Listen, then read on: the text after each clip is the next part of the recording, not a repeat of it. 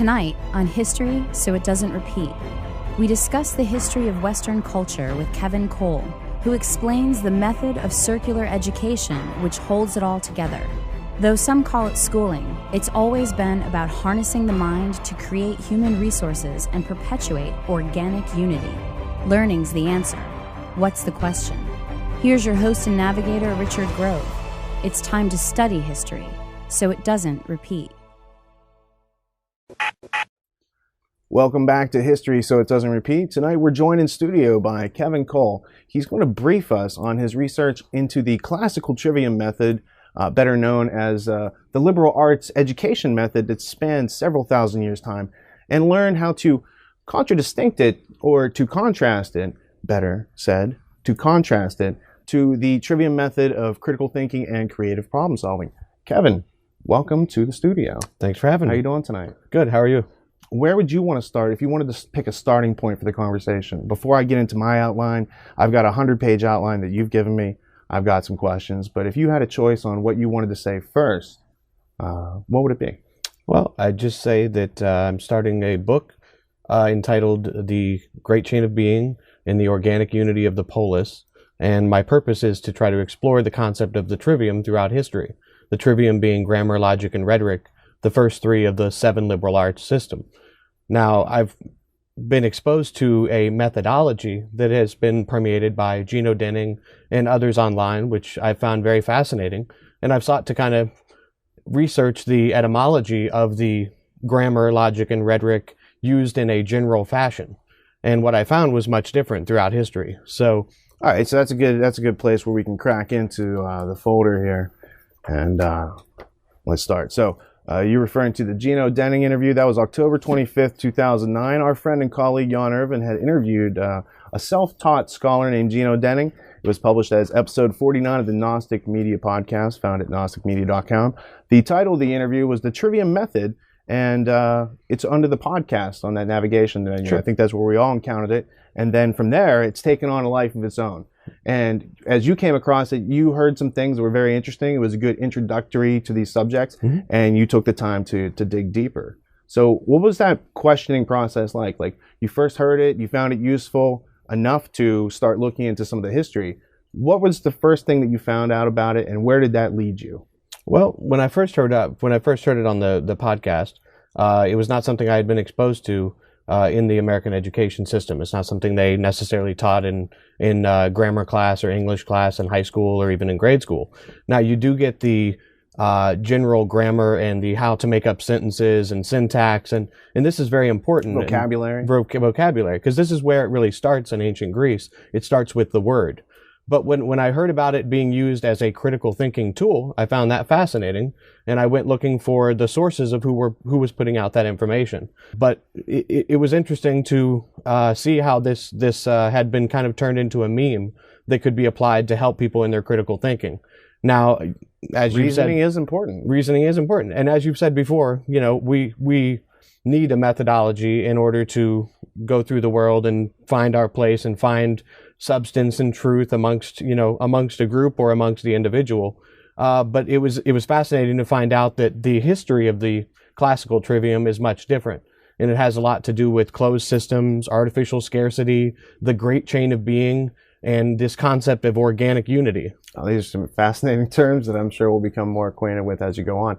So what you're doing is drawing the contrast from what you found through history of how the classical trivium was applied through society, and you juxtapose that to how Gene is presenting it as a method of that's a kind of a set aside from dogma, and that the classical trivium you're hinting at has been used as some sort of dogmatic device throughout history, sure, useful in shaping culture. Could you explain a little bit more about that? Sure. Well, the great chain of being, I need to start with defining a couple terms. Yeah, let's define some terms. All right. Well, the great chain of being is a concept that comes from Plato, and it's later perpetuated through Aristotle and Plotinus. Now, from the Blackwell Dictionary of Western Philosophy, we find that this idea of the great chain of being can be traced to Plato's division of the world into forms, which are full things, and sensible things, which are imitations of forms, and are both being and not being.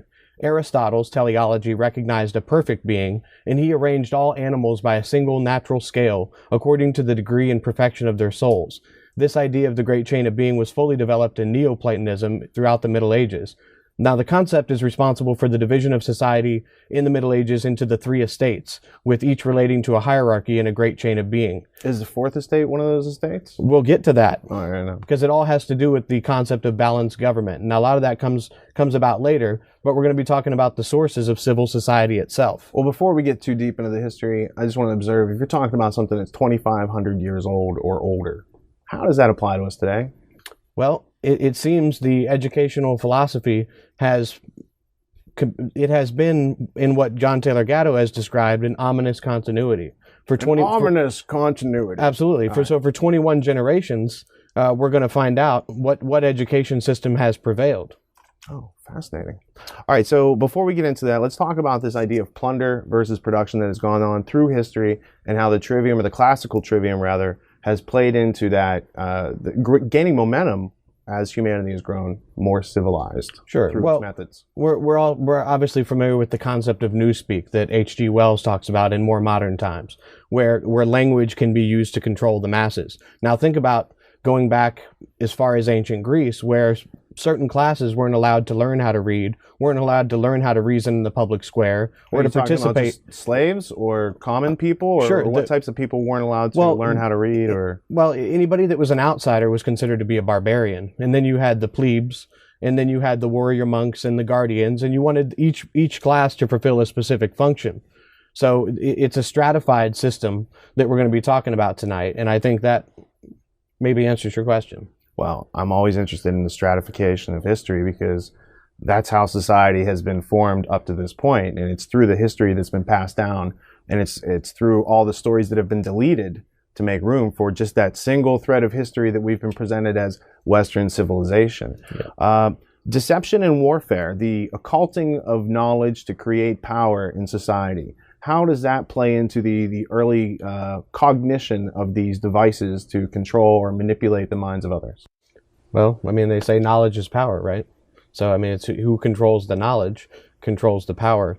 And if you can control what classes in society, or those that you see as the dregs, or those that you want to keep down, you can control what type of material they have access to.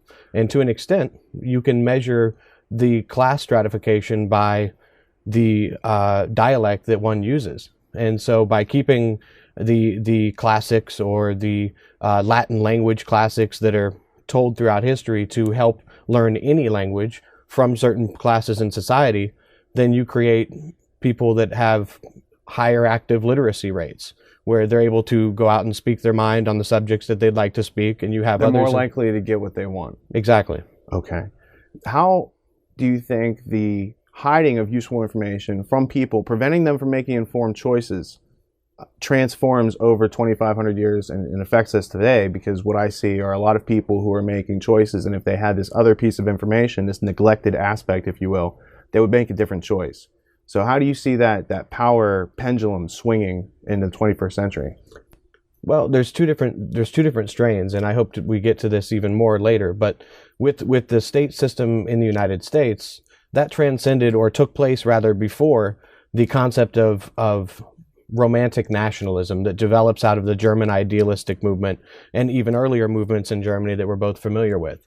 So there's a contrast that has to be discussed between the traditional romantic nationalism and a limited government system, where the government is supposed to be there to protect people from its own tyranny on the people. All right, and so that's a great place. Let's dig into that ominous continuity and take it back into the city-states of Greece, where the citizens and many of the ideas that we have prevalent in America today took root. And then let's get into the circular reasoning, the circular education, the enkikilos paideia. Okay. Well, in order to get there, we'll finish up on the great chain of being.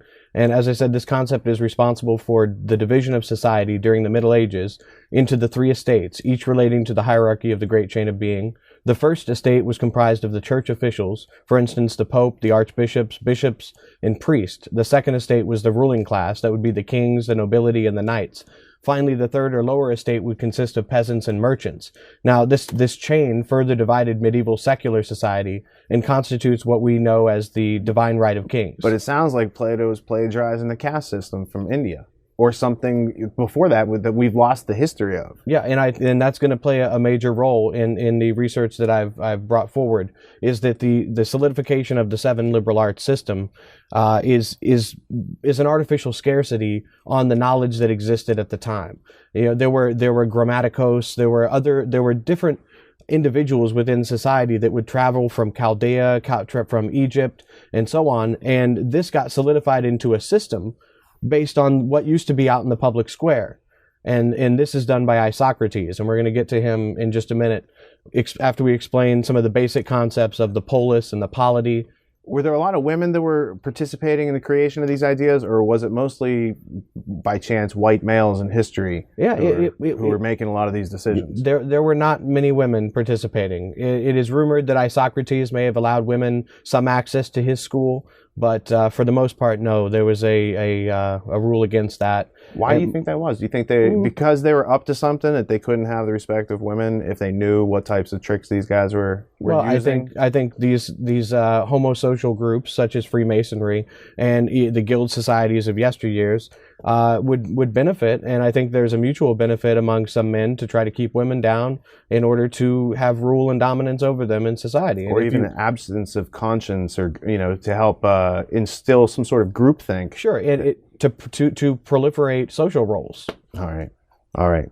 So the origins of sophism, the encyclopedia, these sort of ideas that come out of this great chain of being, which is, for lack of a better term, a caste system, very, very similar to the English caste system or class system today.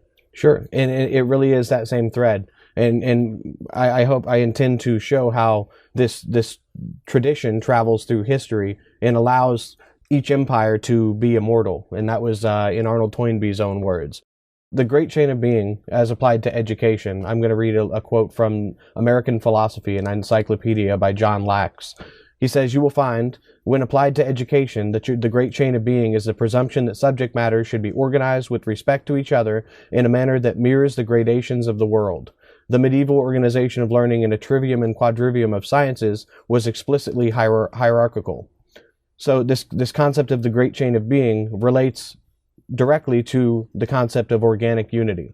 And this concept of organic unity, as applied to the great chain of being, is the degree to which one's worldview maintains an equilibrium with the foundational ideas. So it's like a homogenization, or I see that evident in the United Nations Charter of Human Rights. It says all these great things, and then the last thing it says, oh, if you disagree with the United Nations, that's not allowed. So you have these rights as a provisional. Is that positive rights? Is right. That what that's called? You're dealing with the difference between positive and negative rights. How would you define those? Well, if you're familiar with Thomas Jefferson was a proponent of negative rights, where the government would be there as the servant to the people. And if that government ever got out of hand, the people had the right to overthrow that government. And they were to keep the government in check by staying knowledgeable about the first principles of the government itself. And he also put forth what were the ideas, and as a proponent of nullification powers. And there's a great documentary called Nullification, a Rightful Remedy, if anybody's interested in the 10th Amendment movement and what that means to the foundations of the Constitution. And do you think that maybe Thomas Jefferson should have written a preamble to the Constitution to memorialize the first principles, or the axioms of which we all share existence, so that the rights listed in the Bill of Rights would actually have some logical derivation and proof to be justified, and not be accepted as a gift from government, centuries later? Sure. Do you think that would have helped? Well, I think what happened was, and in some ways it benefits society, in some ways it is deleterious, in the sense that it is sometimes ambiguous, where people can argue on either side. And that's really where, it goes back to the foundations of the creation of the first two parties. And, there was a lot of speculation, or a lot of talk about how that would play out. And I think a lot of that has been accurate as well. So it's not that rights... It's not that rights don't exist inherently. It's that when you have rights that existing inherently not being understood logically, they can't be defended, and thus the government comes along and says, hey, you don't have inherent rights. You have rights because you live inside this border, and we're the government, and we're an authority, and we have the power to grant you rights. And it's not the other way around. And when people forget the first, they become susceptible to the second, right? And so that pattern will trace through history from the earliest times in Greece up through the American Revolution and into the 20th and 21st century in a very interesting trek through time. So where would you like to take us next? Next, I'd like to talk about the concept of organic unity and how this applies to the great chain of being. All right, so let's start with the definition. The concept of organic unity as applied to the great chain of being is the degree to which one's worldview maintains equilibrium with its foundational ideas. You find this idea conveyed as a form that consists of interdependent attributes, like the body being composed of organs that operate in conjunction to one another or applied to a set of experiences, beliefs, or attitudes that are subjected or owe allegiance to a unifying concept or consciousness. Subjected or owe allegiance to a unifying concept or consciousness. It's going to be very important going forward. In literature, organic unity is what establishes the continuity of a particular theme. And I have a quote from Scott Buchanan, which I think bears this out quite well, if I can read. So it is with the ordinal and cardinal elements of a story that the storyteller operates on a set of elements. The incidents then arrange themselves, usually in some temporal order. Then characters begin to take shape. Still, the author who sees himself as a craftsman only claims he has presented only a story. If he's more sophisticated and critical, he will recognize his characters and watch them remake the story. Finally, they will take the work completely out of his hands and create their own situations. His characters at this point have become cardinal, and their actions dictate the ordinal structure of the story. So moving forward, I need to go over some definitions in order to bear out the research here. The concept of authority in the etymology, I would reference the auctors, which were the storytellers. So our concept of authority comes from the auctors, or the telling of a story. Next concept that would be important to know going forward is the polis, which is the Greek city-state, or the state in its idealized form. Now, the polity is a civil organization or a civil order, an administration of state, or an organized society, or any community of men, volitional or otherwise. So this would be where we get the state, or it's used in statecraft. The next would be episcopal, which is relating to a bishop or constituting a government of bishops. This is found in the Protestant Episcopal Church. So putting those two concepts together, you get a form of government or a hierarchical structure of authorities that control local churches under one bishop, and that's called episcopal polity. And you find this within Catholicism, you find it within Anglican theology. And Anglicanism is adherence to a doctrine or discipline from the Reformed Church of England. So we can use polity to manage the politics. Correct. And politics to manage the polity. Right. And this concept of the polis is actually the derivative term for the police or the metropolis. So it's interesting to see how these concepts have survived over time, how they continue to be used as models in civil order and civil society. Before we get too deep into what you found, what were the differences you distinguished between the classical trivium of the research you're about to talk about and the trivium method of critical thinking and creative problem solving as presented by Gino Denning in the Gnostic Media podcast? One of the things I've found intriguing between the differences of the trivium method versus the trivium historically as a classical education or as a curriculum is the fact that it was kind of presented in a way that was related to a mythology around the seven liberal arts. So I started to look into what the seven liberal arts were and where they came from. And when you do that research, you come across Plato and Aristotle. And that is being said by many historians, from Thomas Davidson to Elwood P. Cubberley at times. But when you really start to dig into where educational philosophy comes from, it comes from Isocrates. And Isocrates was one of the Attic orators who was first to put together a systematized education system called the Enkyklaios Paideia. And this is an inner circle education, or all that keeps the common track. Today we would know it as a general education.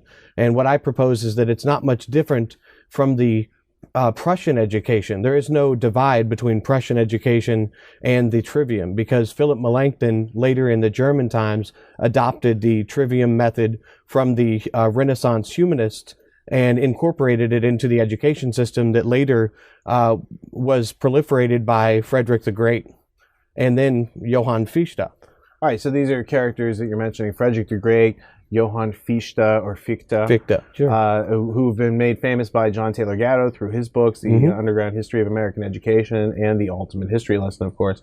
So I know that Prussian system to be a system of manipulation and control of the human resource, of the citizens, to use nationality.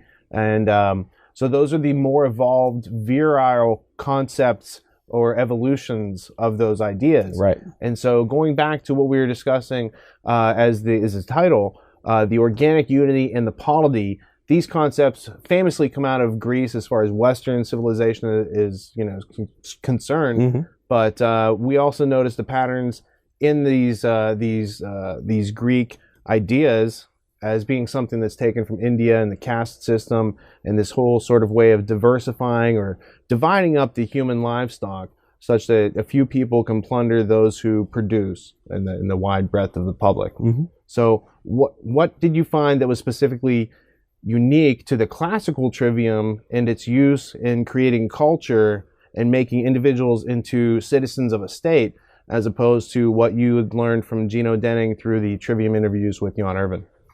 In the trivium method, it's more presented as a way to methodically interact with the world, which is something much different than I found in the historical use of the trivium, which tends to be tied into Latin education and kept within the divine right of kings. And it carries the organic unity of the divine right of kings, meaning the systems that gave birth to it, being feudalism, coming from Pepin the Short and Charlemagne's Charles Martel, and those who were responsible for kind of proliferating what became the feudalist concept, and how that legitimized the great chain of being, or this idea that there is a divinely ordered presence for kings to rule over others. And in doing so, they would use whatever methods they could, whether it be on the battlefield or through education, in order to keep things from the public and to subjugate people based on their lack of knowledge of the things around them, being the existence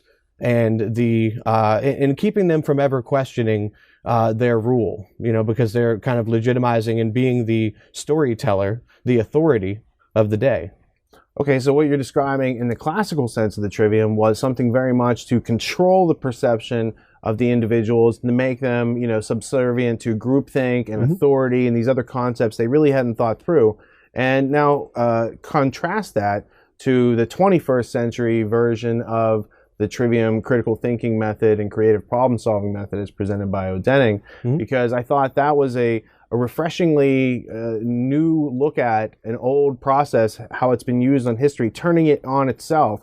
And instead of using it to break an individual and create citizens, any citizen could possess it and become an individual again by learning how to learn anything. And that really liberates you from that enkycleos paideia. Sure. Well, what I found is really that throughout history, the trivium was based on a prescribed grammar or a prescribed ethic and a prescribed logic and a prescribed rhetoric. Who would prescribe it?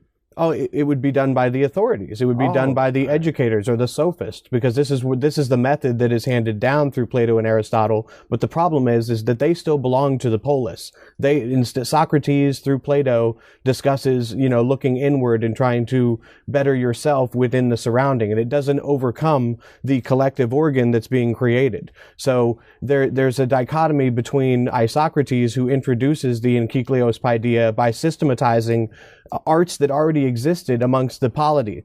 People would come from all over, from Chaldea, from Egypt, and they would bring these different arts into the town square, and people would go to them specifically to learn those arts. Well, Socrates saw that as an advantage, and because he could make money by charging people in his school, he created a system, and they called it a total education, or the enkycleos paideia, which is the modern word encyclopedia, is directly derived from. So we're talking about a unified system of knowledge. And I think we're really talking about the beginnings of cybernetics, because you're talking about the ship of state and trying to create a system and a common ground for people to exist upon. Now, it's not to say that this is conspiratorial. This is history. This is what took place.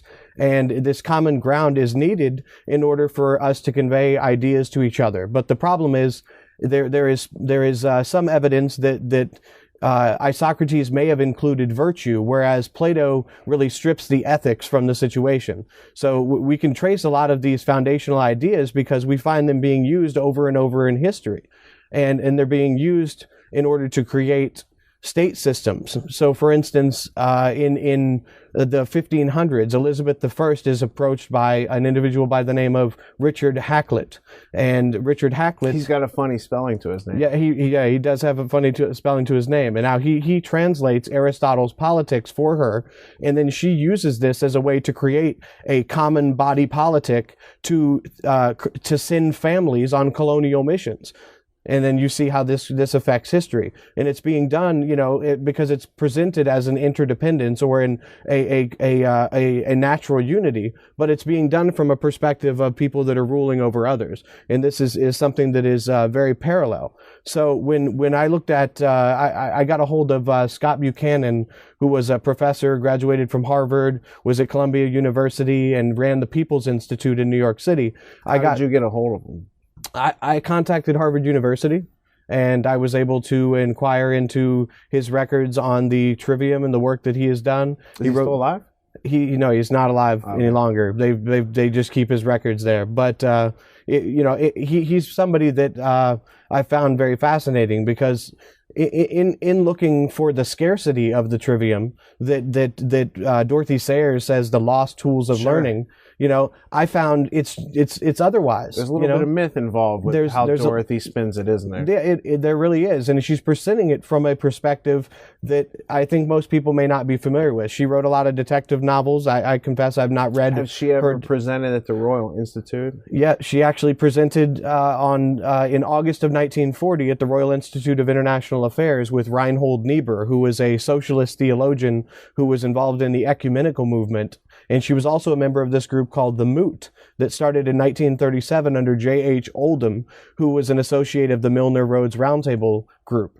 And so what they're trying to do kind of is to secularize Christian philosophy into societal values, and to impart that in a way that draws back the particularity of certain religious denominations, because they see this as a break in the organic unity of Christianity, where they say in this Christian ethic that a republic cannot secede from the mother and the father. And it's always presented in this way of a familial relationship. So you would be very surprised to find the writings that I have found that Dorothy Sayers has that are very imperial, where she discusses, that the British Empire never sought to conquer anybody. They were just going around to put the parrot on the shoulder and to bring back certain treasures. Might have been Cleopatra's Needle, might have been something else, So it's the way it's presented, and we'll get more into how this relates to the Cecil Rhodes Milner Roundtable group,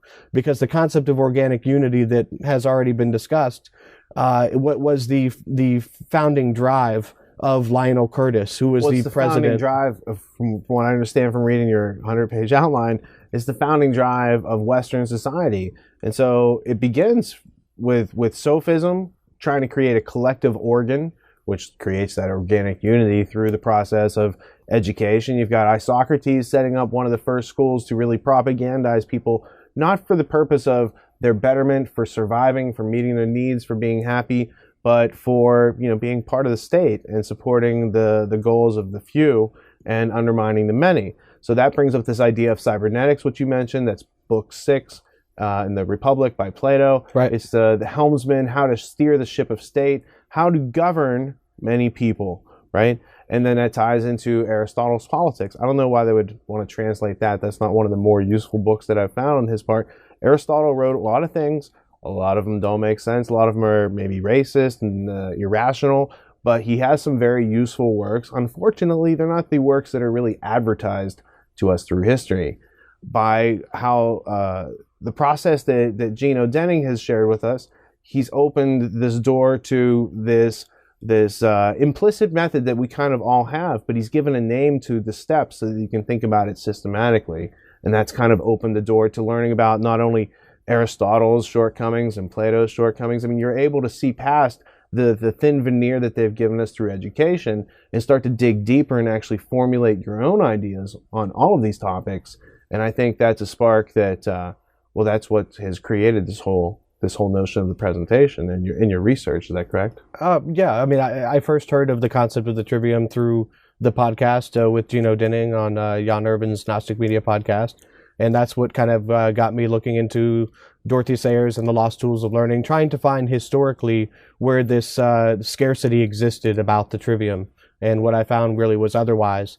And when you look into where that comes from, I don't think Jean's presentation is a whole lot different from Dorothy Sayers' presentation of how, the human being learns. And she really wanted to resurrect this older system that's tied to the great chain of being, because this is a hierarchical scarcity. Like the reason the 7 arts itself is a scarcity. Throughout time, you find Varro and others that have added, there have been 10 arts or there have been 11, and you find certain arts being subjugated. See, but I'm not sure in that essay, The Lost Tools of Learning, that she's saying that the 7 liberal arts are the lost tools, because she has a paragraph that talks about learning how to learn anything for oneself and how to learn something efficiently and not through trial and error, because you're using a repetition of an implicit method made explicit through defining it.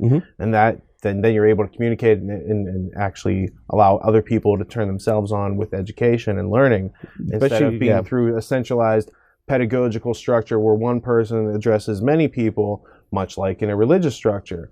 Instead, it's fostering a bunch of people thinking in their own directions, following their own agendas, if you will, but all using the common basis of logic and that which exists, and identity and definition, and these things that we find very useful, and if undefined, we find very confusing. So this idea of literacy as a form of slavery until critical thinking is exercised by the reader, why did people such as the sophists like Isocrates want to create education systems that taught people how to read, how to be literate slaves, and not know how to think their way out of that or how to learn anything for themselves? How does the ruling class benefit by dumbing down the populations through creating methods like the classical trivium, which are very much to inscribe a circle and prevent you from getting outside that boundary, as juxtaposed to something that could liberate you and go in any direction? Well, since the goal really was to protect, a falling Greece, what they wanted to do was to create, what he wanted to do was to create this closed system of learning that would help to maintain the city-states. And it would also provide an intellectual aristocracy that would take control of the polity as days went on. It was very much a propaidutic function that John Taylor Gatto talks about. Now, he also, in educating the subjects or those that he thought were capable, because he didn't believe everybody had the natural capacity to learn within his system, he was also educating the kings. He wrote to Nicholas that the king needed to adopt this education system, except to be more learned than the people that he was teaching within the other circle. So this is where you see this dichotomy of control through education at a very early level, creating a knowledge gap to gain power. And one thing that going back to Dorothy Sayers, in her Lost Tools of Learning, she's kind of ascribing learning stages that she made up on her own. Sure, the pole parrot stages. Yeah, I didn't like that part of the essay. I guess what I focus on is what I found to be significant and substantial and applicable to everybody, and I kind of leave her personal rhetoric or her judgments, But I think once I'm able to present this in my book,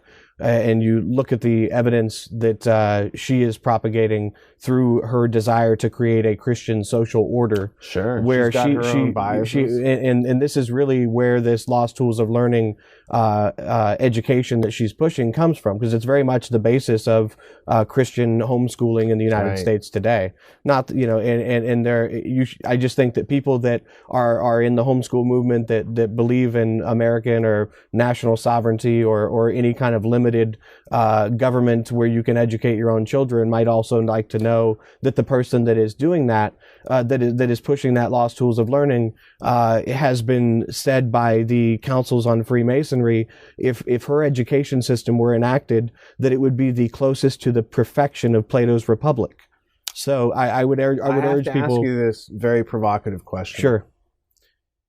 What is the difference between the classical trivium insofar as it's used for indoctrination and to control your thinking, and the other one, the trivium method of critical thinking, creative problem solving that Odenning has circulated insofar as it helps one to learn anything?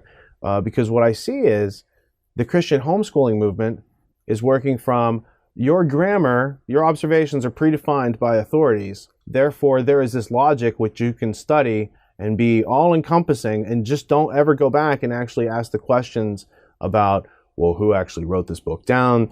Does the God of the universe actually write books, or do men write books? Is it an art, an artifice, an artificial thing that comes from the arm of man? And how do we tell that which exists from that which, doesn't exist, reality from unreality? Because I think Sayers, in the midst of trying to present you with this, lost tools of learning method that can do anything, there's also this seed that creates the Christian homeschooling movement. And homeschooling's great, but I think that the Trivium should be applied liberally and generously to all topics and all ideologies and all beliefs and predispositions and things you thought you knew, because I think some of the most profound things that we've all learned came from questioning things that we already believed we knew in the first place. And it's like, well, we've got this new method. Let's try this out. Wow, we just discovered all this stuff that we didn't know, that we should have known before we adopted that belief or thought that was knowledge. And that's how we clear a lot of the arbitrary, unsubstantial space from our minds through using this process. So I think Sayers, that essay, is an interesting case study, because there's seeds of the problem, there's seeds of the solution, and you can break it down. But you can't really do that until you're conscious of this implicit method.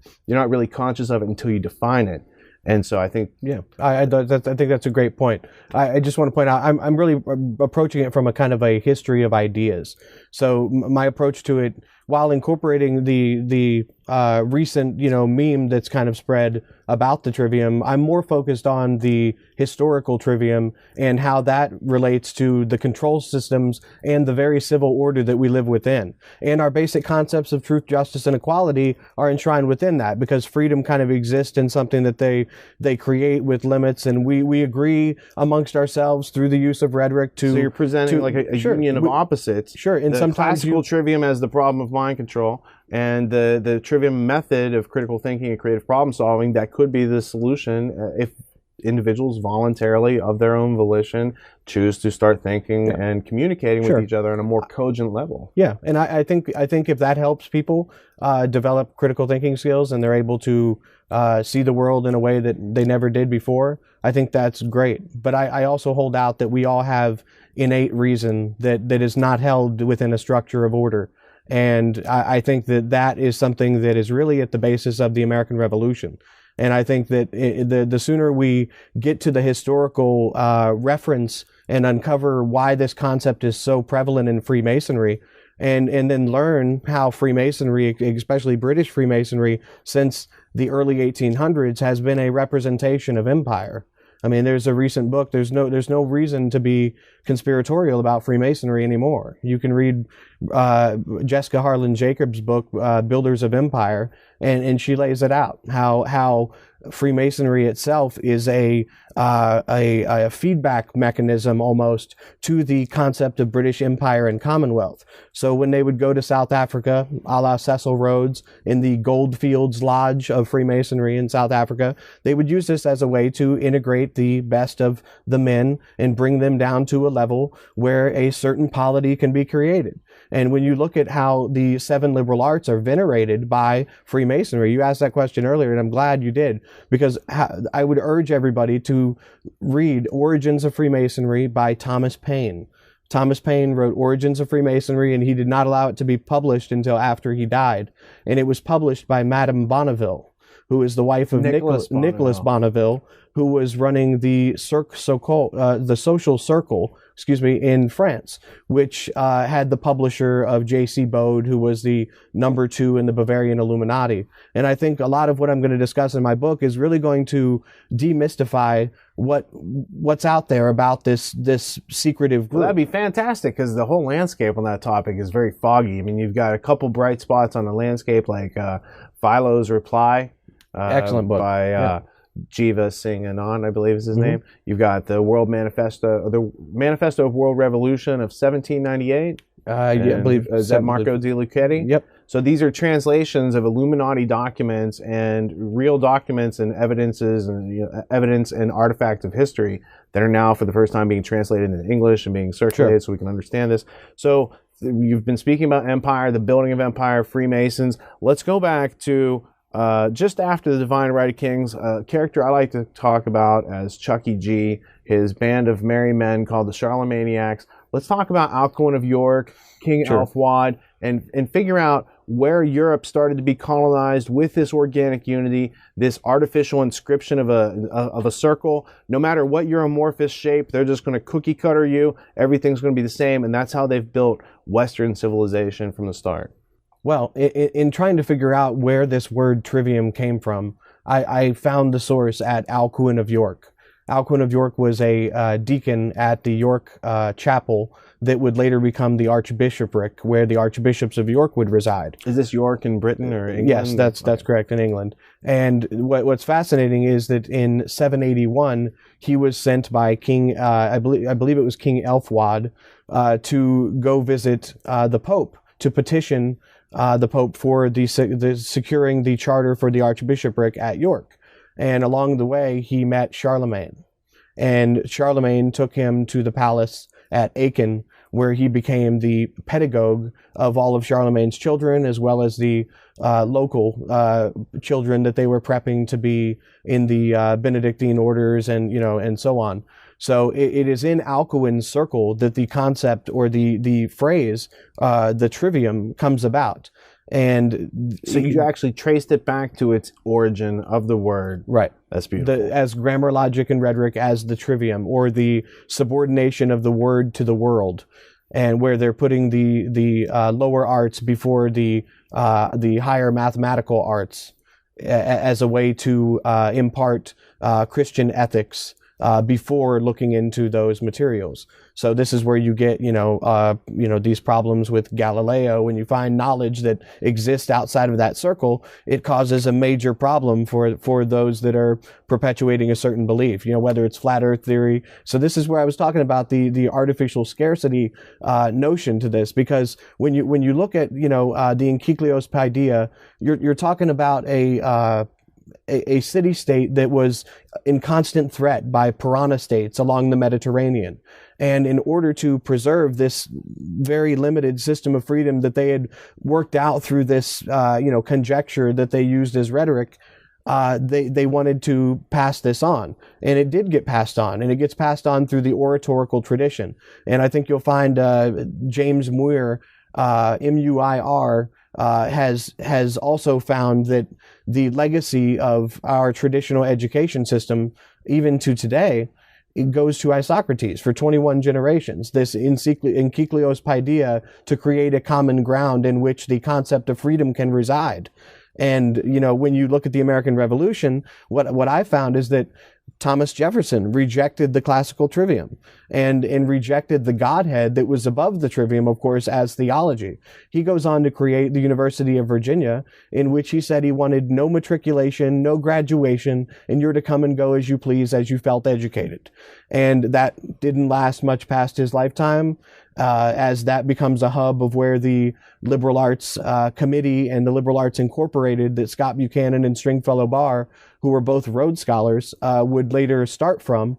And that would go to the University of Chicago and to St. John's University. St. John's University is a university venerating one of the most powerful symbols in Freemasonry.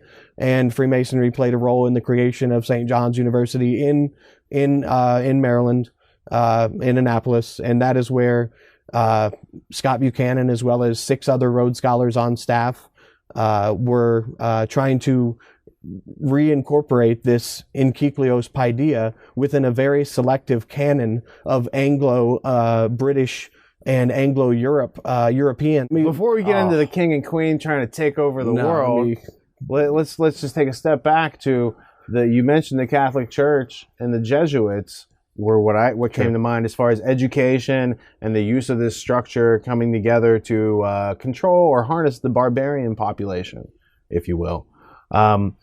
Before we get into the Freemasons and the other, I just feel the need to kind of fill in that blank between divine right of kings and papal rule of authority to create these structures, and specific groups that took these structures and went one step further than when, Isocrates ever thought he could get to. Sure.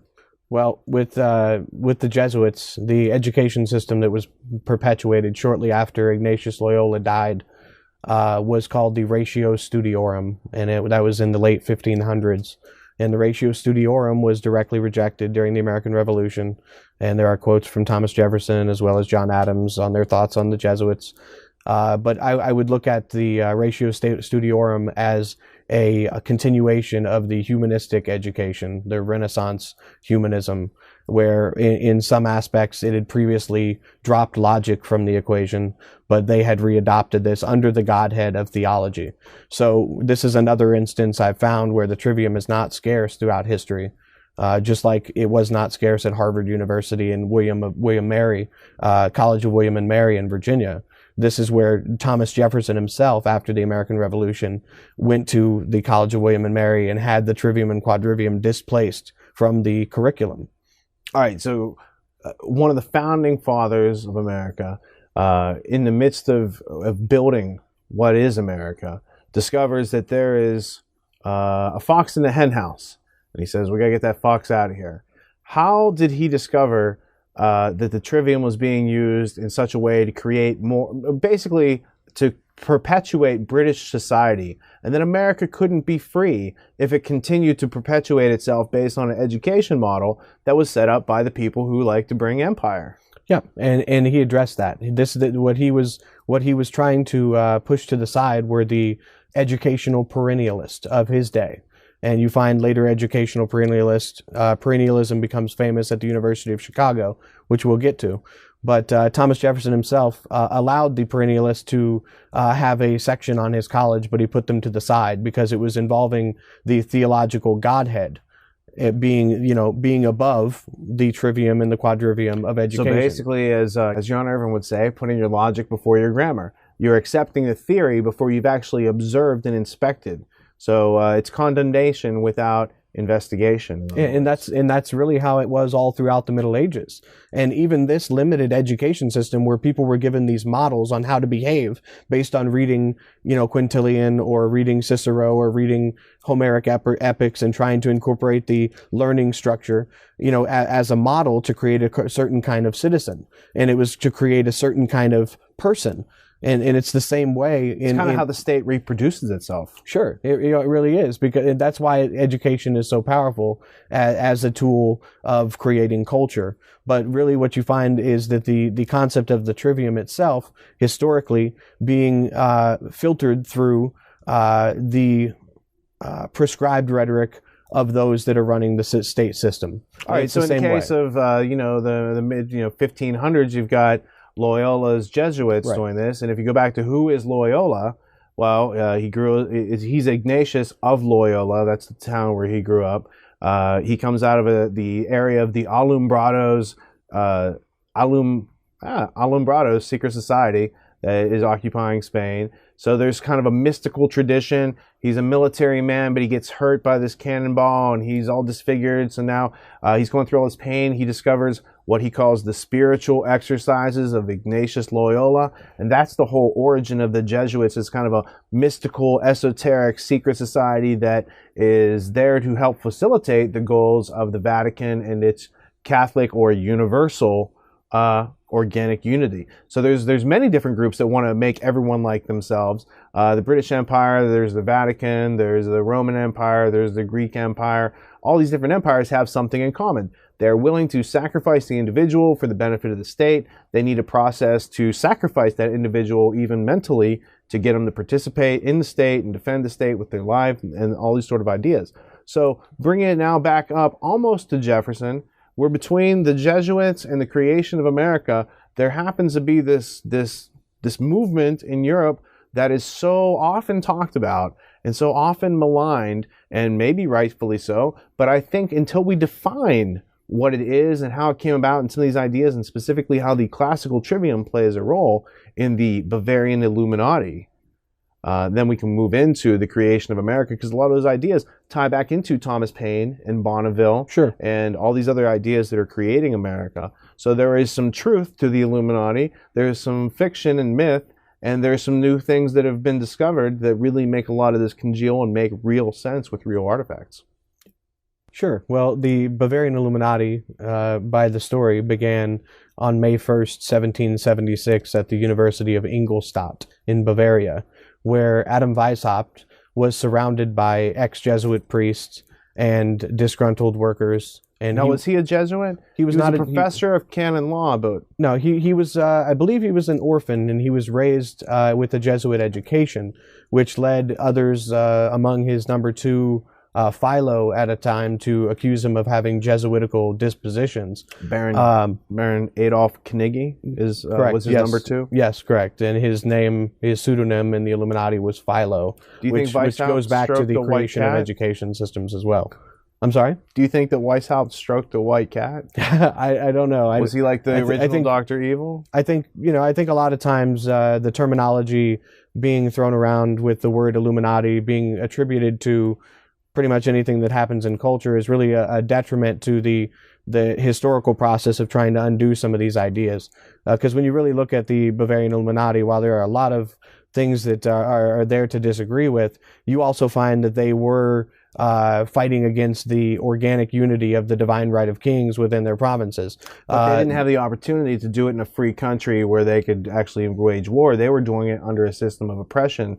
From reading the letters, Philo's reply. Philo's reply is the name of the book that's translated, and you're reading the first person accounts of the number two who was in the Illuminati, who created right most of the degrees, right? Right. Yeah, and in that book, he discusses how lackadaisical Weishaupt was in the creation of the Illuminati, basically building it up to everybody without really having any structure. And if you look at what they were trying to do, they were trying to harness education for their own purposes, just like anybody else. So they recognized. And one thing, in order to fully understand that concept of the Illuminati and what they were trying to do, I did mention Thomas Paine's Origin of Freemasonry. And in there, you'll find a reference to Samuel Pritchard's work from 1733, in which the first line, he says that Freemasonry is based on the foundation of the liberal arts.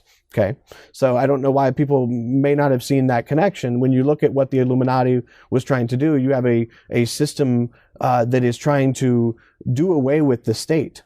And the state is, if you look at Isidore of Seville's writings on the civil order as relates to the seven liberal arts and how civil polities are created by providing a limited education to create a specific body of people that understand just what's inside that closed system. Sure. So when you look at what they were trying to do, they were trying to do away with the state, but they were also doing quite a bit of damage to religious belief as well. Well, there's also Freemasonry right in there, which existed pre-Illuminati organization. Sure. And Freemasonry, if you'll excuse my expression, is more like the genitalia of the state. It's the sexual organ of how it's injecting statehood into all these different places around the world to bring about organic unity or globalism or colonization or whichever group is doing it at the given time.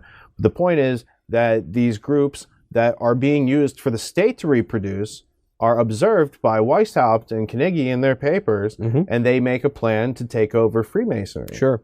Well, what happens is speculative Freemasonry, which began in 1717, proliferates by the movement of the Jacobites, who move into France, and then those lodges then move into Germany and become the Strict Observance Lodge.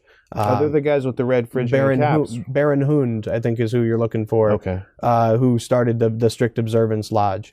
And in this lodge of Freemasonry that existed in Bavaria, Adam Weishaupt saw to his advantage to create degrees above those of the traditional York Rite Freemasonry, which creates a tradition that transcends nationhood, where people in all different countries are doing the same rituals, the same secret language, that is really trying to impart moralistic ethics, because Reinhard Koselleck has a book called Critique in Crisis. Right, that was my next in this book, it's a fantastic read, but one thing to distill from it is that Freemasonry existed at that time as a check on state systems. So the prince could come down and be on the level with the street sweeper, or whoever could make it into that lodge, and you were able to discuss things behind closed doors that you might not be able to talk about in public. Because what you find with the Illuminati is they had to create reading societies to shelter what they were trying to accomplish, and they had a lot of. Were those also homosocial groups?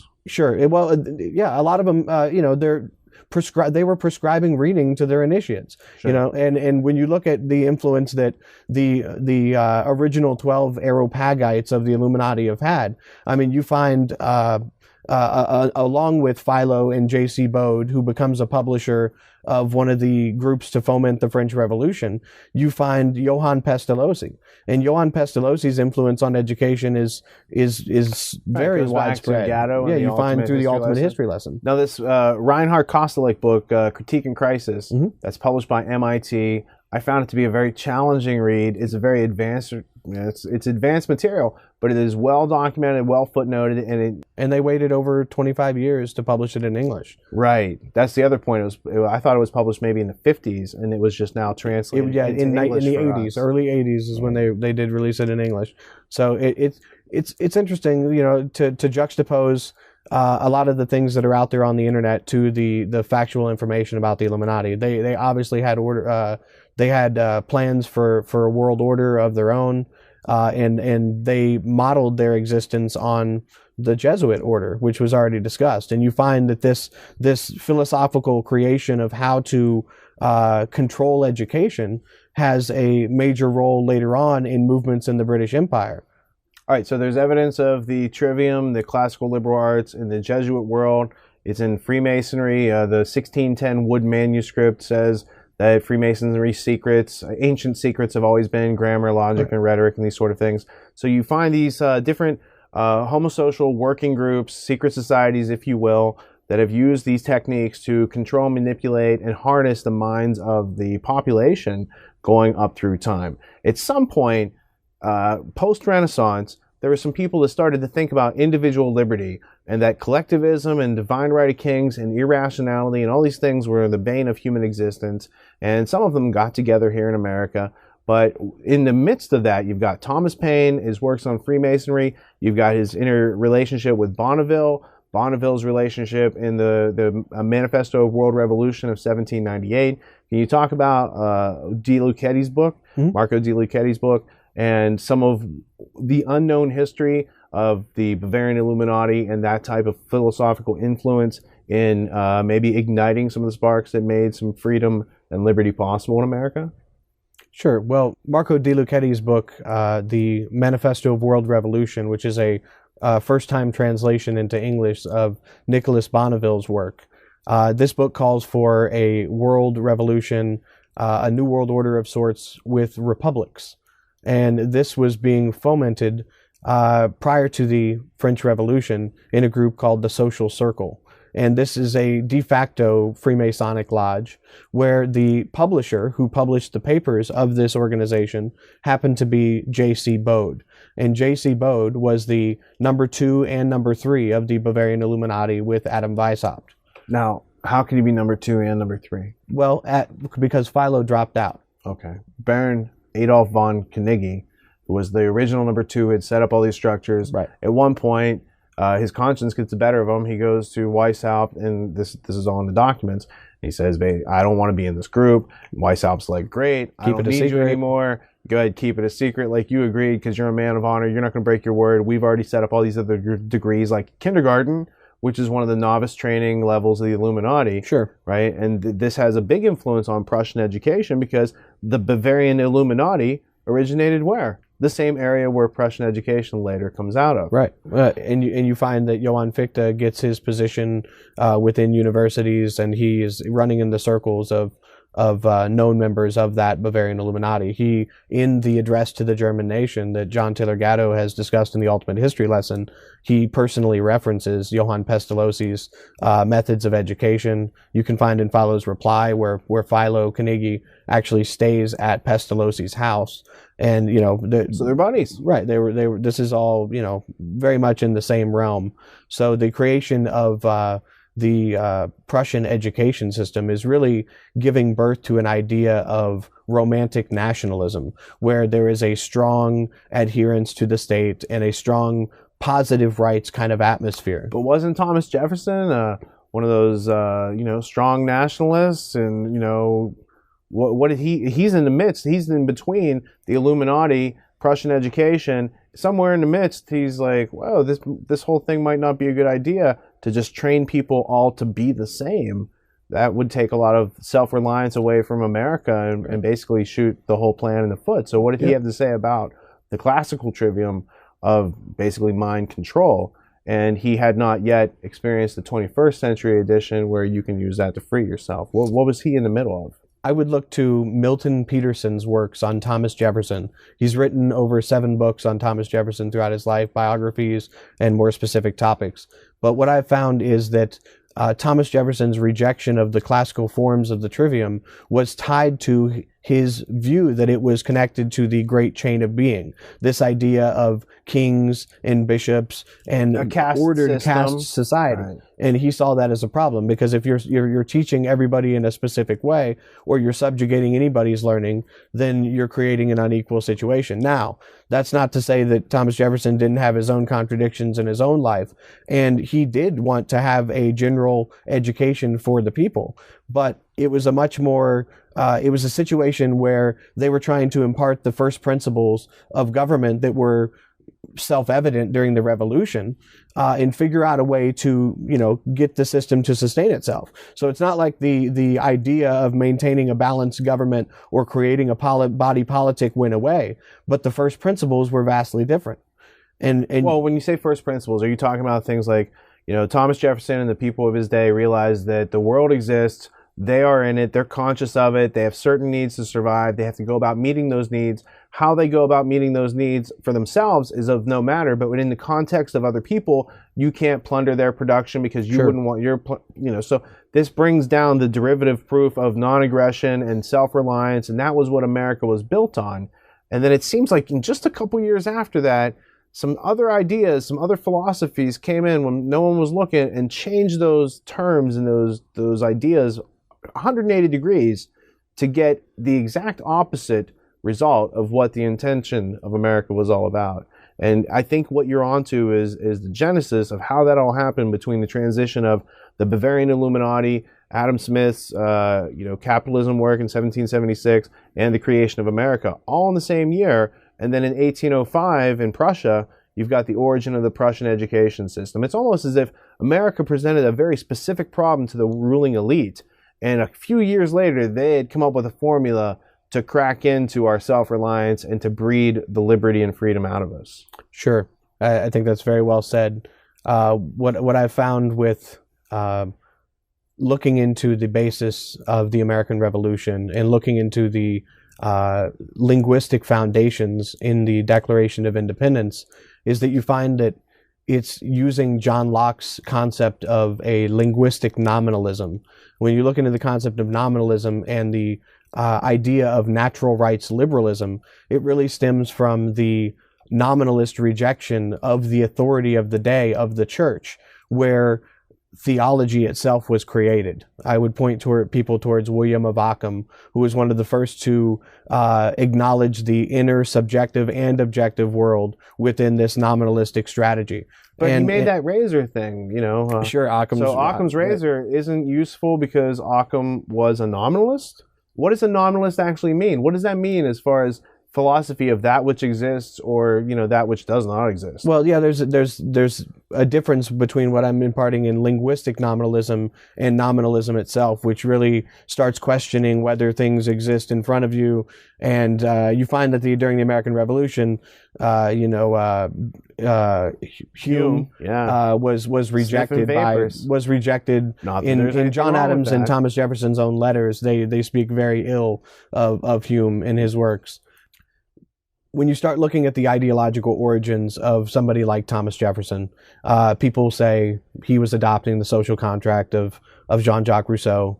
So you look into Jean-Jacques Rousseau, you look into John Locke, who really created a kind of rejection of the trivium itself. There's many works you can find online, and I'll have in my book, where he started to question whether or not meaning itself was imparted by the language which we give to it, and the object itself still exists. So I have this Richard's book, The Meaning of Meaning. Yeah, that it plays a major role as well. And so when you start thinking about particularity and universality, there have been movements throughout time where Charlemagne himself wanted to, on behalf of the Holy Roman Empire, spread education in certain parts of Europe. And Scott Buchanan, who wrote The Doctrine of Signatures and Poetry and Mathematics, he postulates that the grammar teaching was imparted into England, and that the rhetoric was imparted into Germany, and that's why the French are so strong with logic, and this is something that he put forth, and he gets credited as somebody that created that rediscovered the trivium in our time. But we'll get into that. Back to Thomas Jefferson and the American Revolution. So as I said, looking at Milton Peterson's book, you find that Thomas Jefferson rejected the classical forms of the trivium as being connected to the great chain of being, and this idea that proliferates through education. And they didn't want to adopt the same educational strategy that had created the colonial problem and people's adherence to false authority. And even in Thomas Paine's work, you find that England was not to be seen as an Atlantic power. And so there was a huge rejection of authority within this, as well as on a theological ground. But like I said, he went personally to the College of William and Mary and displaced the classical trivium there. He did so at his own school. Now, he did provide Latin learning and Greek learning, and even tried to teach Anglo-Saxon languages. But what he was really interested in was comparative grammar. And the story that I've come across that I'd like to relay is that he once lamented that the Native American population had been wiped out, and the fact that the languages were not preserved in such a way that they could figure out the etymology of these words and where this language came from. Thomas Jefferson collected many languages of the Native Americans throughout the United States. Sure, he went to study with the Montauk before they became extinct to try to capture their language and memorialize it. Right, and in doing so, he found that when one part of the tribe would separate, they would totally create a new language in order to do away with, the common code that would, give up their positions and all these different things that would be relative in trying to separate from a father nation that had done them wrong. So they would create a completely new dialect that was completely unrecognizable to their previous persuasion. To break the chain of transmitting energy or power through the language, they couldn't be controlled if you couldn't understand their language. Right. And so I found that very fascinating in relation to comparative grammar. He kept all of those in a treasure chest, and the story is that it got lost down a river at one point. So what they sought out to do was to create a new American language, which is really the language of American nationalism, with the first principles based on natural rights liberalism and the negative rights view of governmental structure. Now, he went negative rights, again, being that rights are inherent to the human being because you're a living, breathing human being, not because governments exist to create your rights. Right. Rights are inherent, and he ascribed them to an ethereal plane. So building on what Thomas Jefferson found with the Native American languages, and how one tribe would separate itself from the father tribe in order to create its own new culture. The American Revolution didn't have that opportunity. This was a sudden break from its parent country, and so they didn't have the opportunity of creating a new language. What they sought to do. Did they create any neologisms to try to inspire? Yeah, that was the goal, was to use neologisms, new words. Right, to create new words in order to impart new meaning and to build out of, which you find later through the works of people like Buckminster Fuller and how he used the concept of synergy and the creation of new words to create new realities. So if Jefferson had one or two generations to create these neologisms, these new words, and to create a new education system that was kind of free form and not recreating the British Empire in America, then we might have had more of a fighting chance. But as it was, they had to fight a revolution, and after that, they kind of had to organize. Well, they had to figure out how to preserve the principles that they were instilling in the Declaration of Independence and in the Constitution.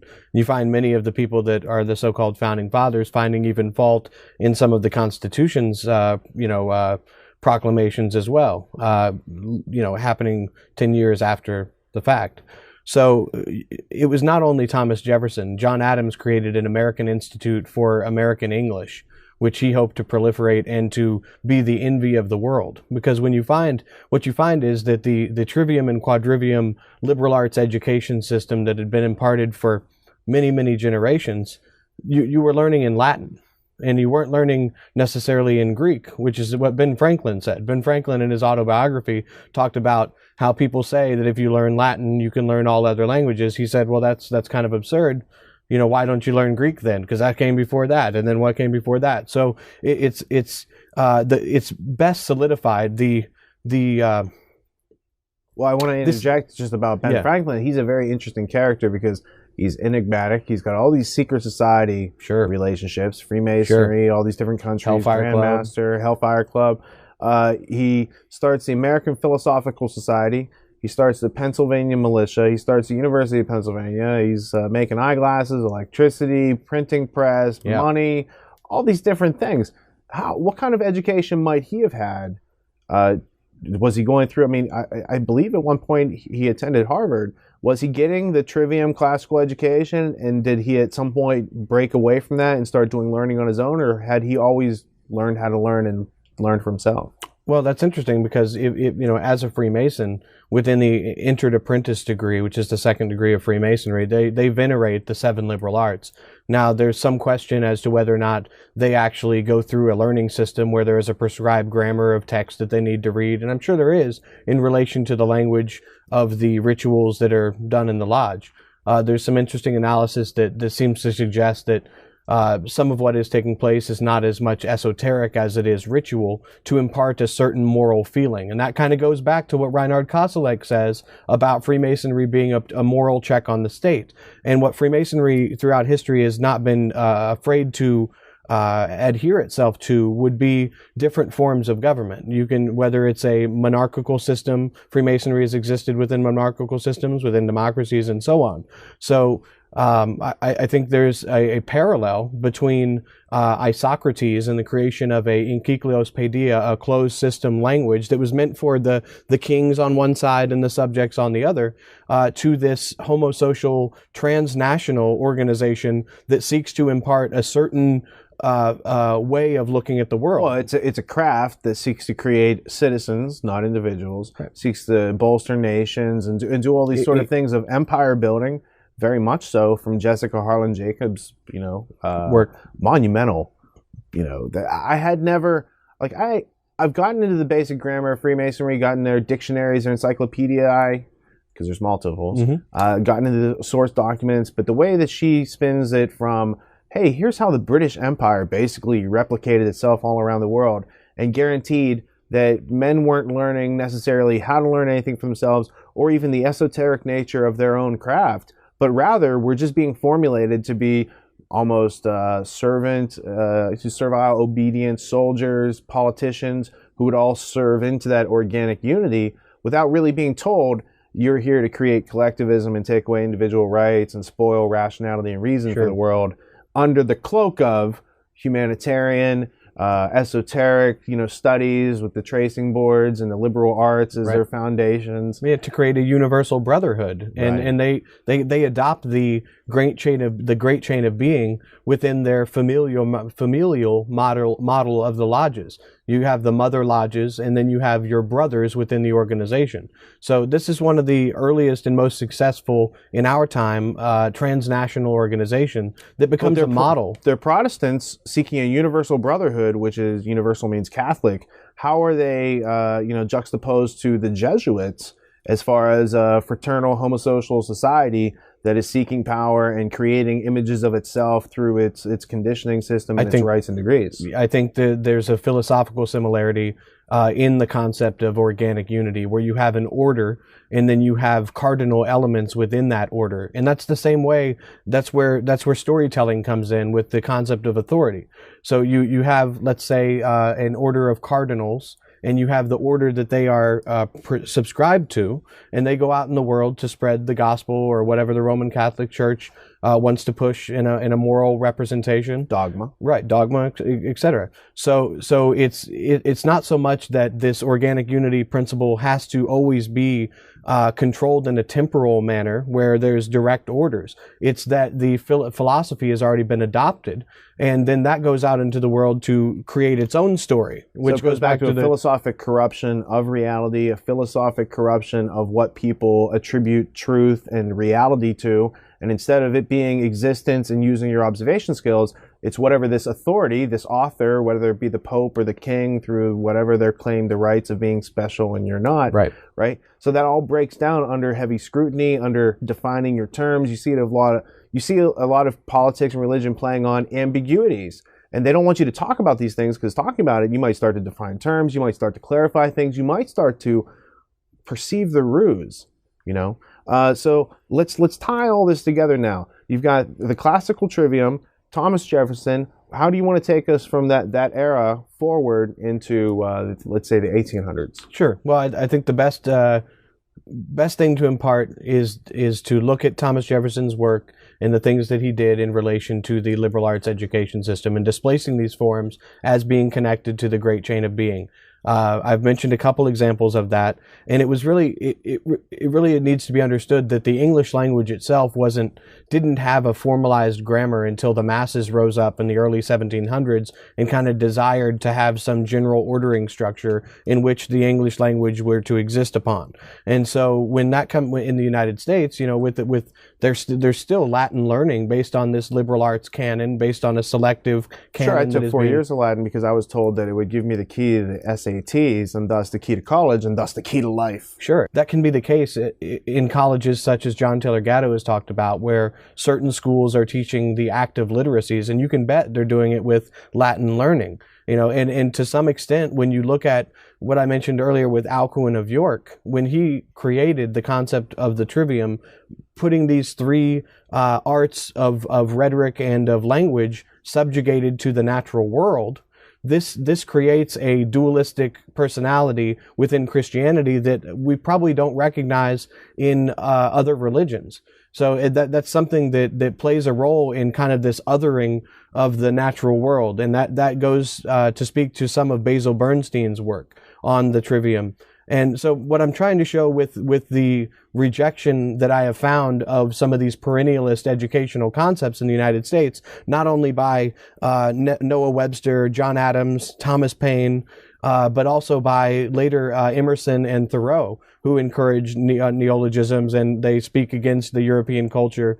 And while Thomas Jefferson did accept some of the concept of Rousseau's social contract, if you look into Rousseau's work, he describes the liberal arts as the chains which weigh down, which fling garlands of flowers over reality.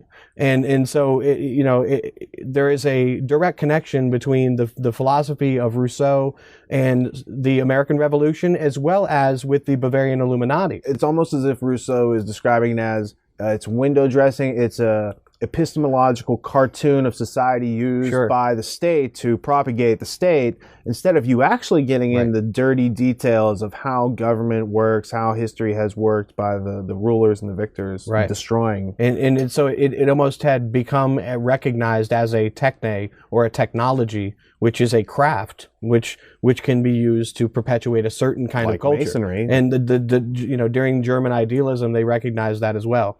On the American Revolution, the last quote I would leave here, I have two from Thomas Paine. He says, "Learning does not consist, as the schools make it now consist, in the knowledge of languages, but in the knowledge of things to which language gives names." And that's from the writings of Thomas Paine, Volume 4. He also states that the American constitutions were to liberty what a grammar is to language. They define its parts of speech and practically construct them into syntax. So you start to see where this concept of the trivium really plays a role in statecraft throughout history. Thomas Jefferson also was friends with a French philosopher by the name of Destutt de Tracy. And Destutt de Tracy had been imprisoned, in which he wrote a book called Elements of Ideology. And in this Elements of Ideology, with help philosophically in the lineage of Francis Bacon, he took grammar, logic, and rhetoric and displaced rhetoric because it had fallen out of favor and brought in ideology, which was to be the science of ideas. Now, he gets this idea of the science of ideas from Condillac, who Condillac develops kind of this statue of man in which each attribute that makes it individual in thinking itself could be applied slowly over time to see what it is that makes humans tick. And they're trying to solidify a literal science of ideas So that's through like leading up ideology. to the Clockwork Orange mentality that comes out of Prussia later. Sure. Let's go back to this funny name that you said, de Stutt de Tracy. What the first 10 times that you had said that to me in the past 6 months in your research, it kind of just bounced off me like noise because I didn't take the time for myself to define it and understand it for myself. And so you see that this different name, it's de Stutt, which comes from a city that his family was from, and that became another part of the name de Tracy, another town that they had moved to, and they combine these names, and it ends up being this individual's name, even though it's a very unique name. It kind of just bounces off you until you take the time to look at his pictures, see when he lived, get to know a little bit about him. And then I found myself, like, the door's open. Now I can understand what his philosophy is, what he's talking about. But until I could actually get the definition and the nomenclature straight in my head and have a picture and understand how it's spelled, for me, it was very hard to get, an understanding. So if you at home sometimes have these problems, you're not alone. So let's bring it forward from de Stutt to Tracy and these ideas to Prussian nationalism that comes up right after, the American Revolution, the War of 1812. There's a lot of turmoil going on. There's a lot of, I guess as a result of Hegel discovering that the true nature of individuals is to be free, this told governments, hey, your clock is ticking, you are obsolete. As soon as everyone realizes individuality is where it's at, collectivism is done.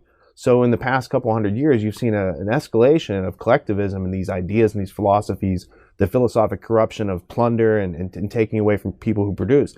The 1800s is just the hotbed that led into the 20th century, which led us into the predicament where we actually had to stop what we were doing and enjoying life and figure out what was going on, because the internet makes a lot of this information available, but very few people take the time and diligent effort to organize it as you have to make it useful. So let's fill in the 1800s a little bit. Sure. Well, with the American Revolution rejecting this ratio studiorum, or this concept of a unitary education, this is based on the fact that it's not compatible with a government based on natural rights liberalism, based on a natural rights philosophy. And this is even discovered later by the utopian societies such as Robert Owen and those that followed Horace Greeley, in which Zoe Thurmond, in her book, the Phalanstry Revealed, discusses how they could never have a general education ran by the state within a system of liberty, within a system of natural rights. And Frederick Bastiat also speaks against the unitary education system. He says, if you agree that you should have a unitary press, why not then a unitary education? And all that, it's the state top-down control.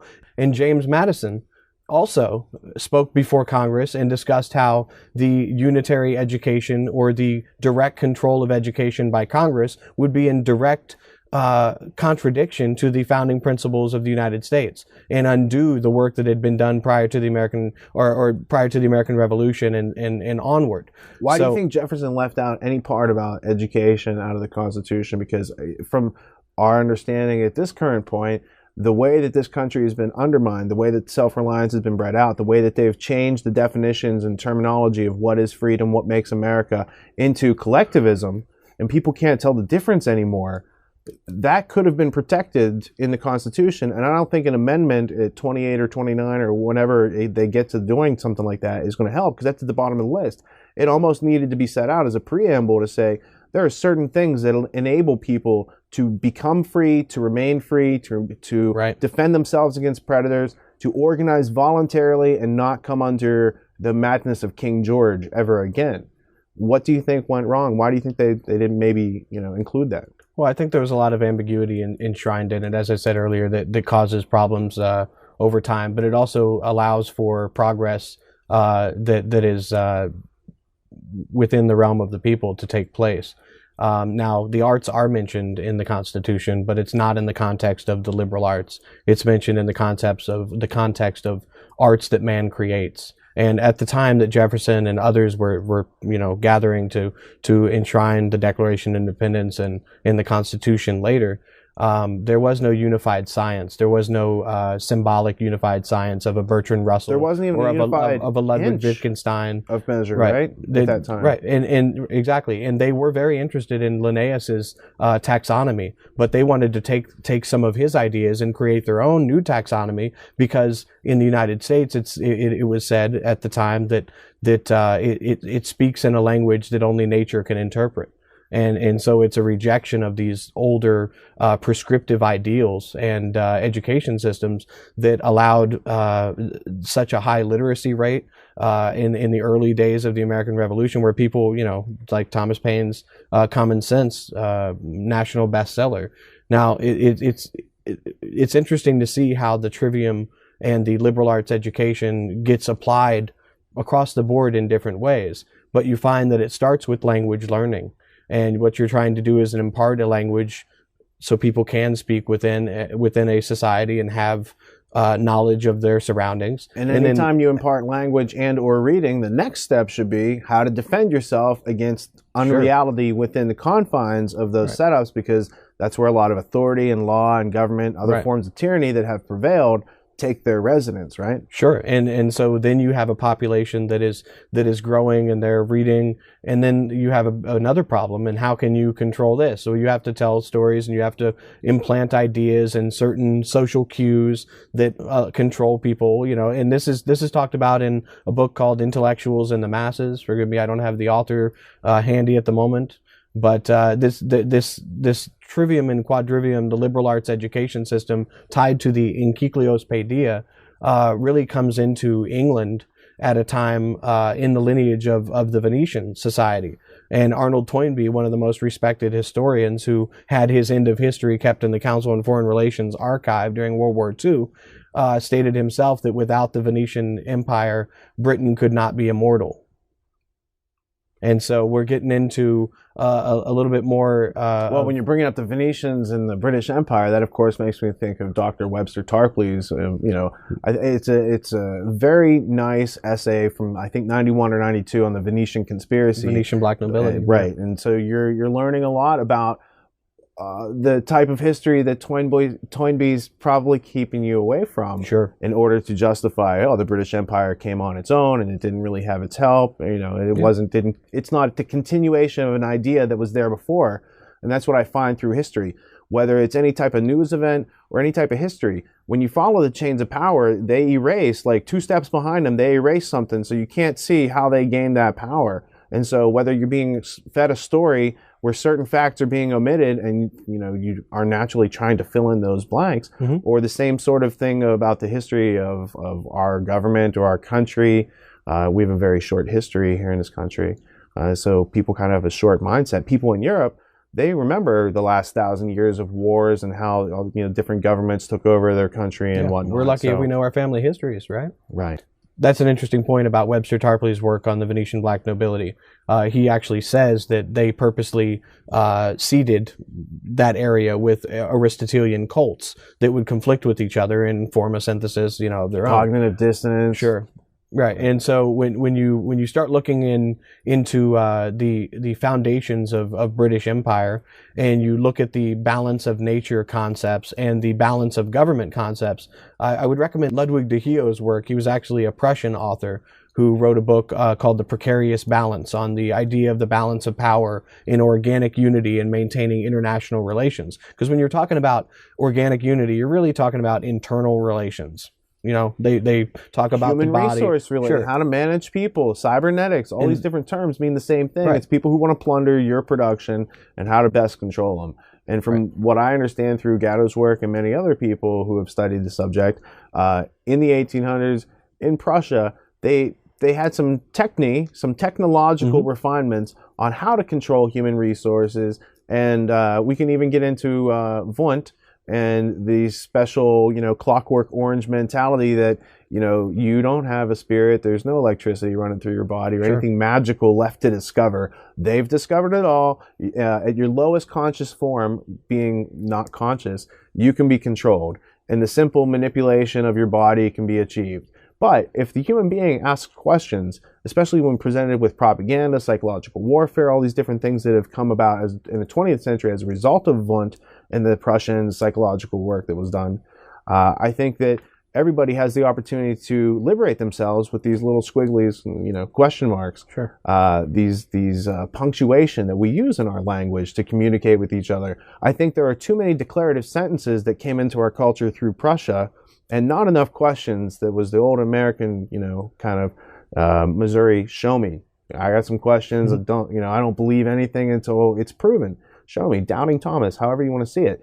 Those are hallmarks of someone who is hard to convince, because they know that the world is full of people who like to, not make their way through life with integrity. They like to deceive people in order to get what they want and gain power. And that's the story of history. So to neglect that is to pretend like we just all got here today and that this place is a big hologram. And even if that were true, what is the lesson of this curriculum being taught? Throughout history, it seems to be plunder versus production.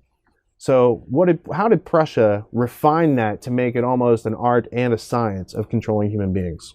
Well, starting with Frederick the Great and his consolidation of the schooling there, you could actually look back further to Philip Melanchthon, who was a cohort of Martin Luther during the Protestant Reformation, and he was the one who introduced the Trivium, taking it from the Renaissance humanistic values and incorporated it into German education. He's actually the one responsible for creating the gymnasium.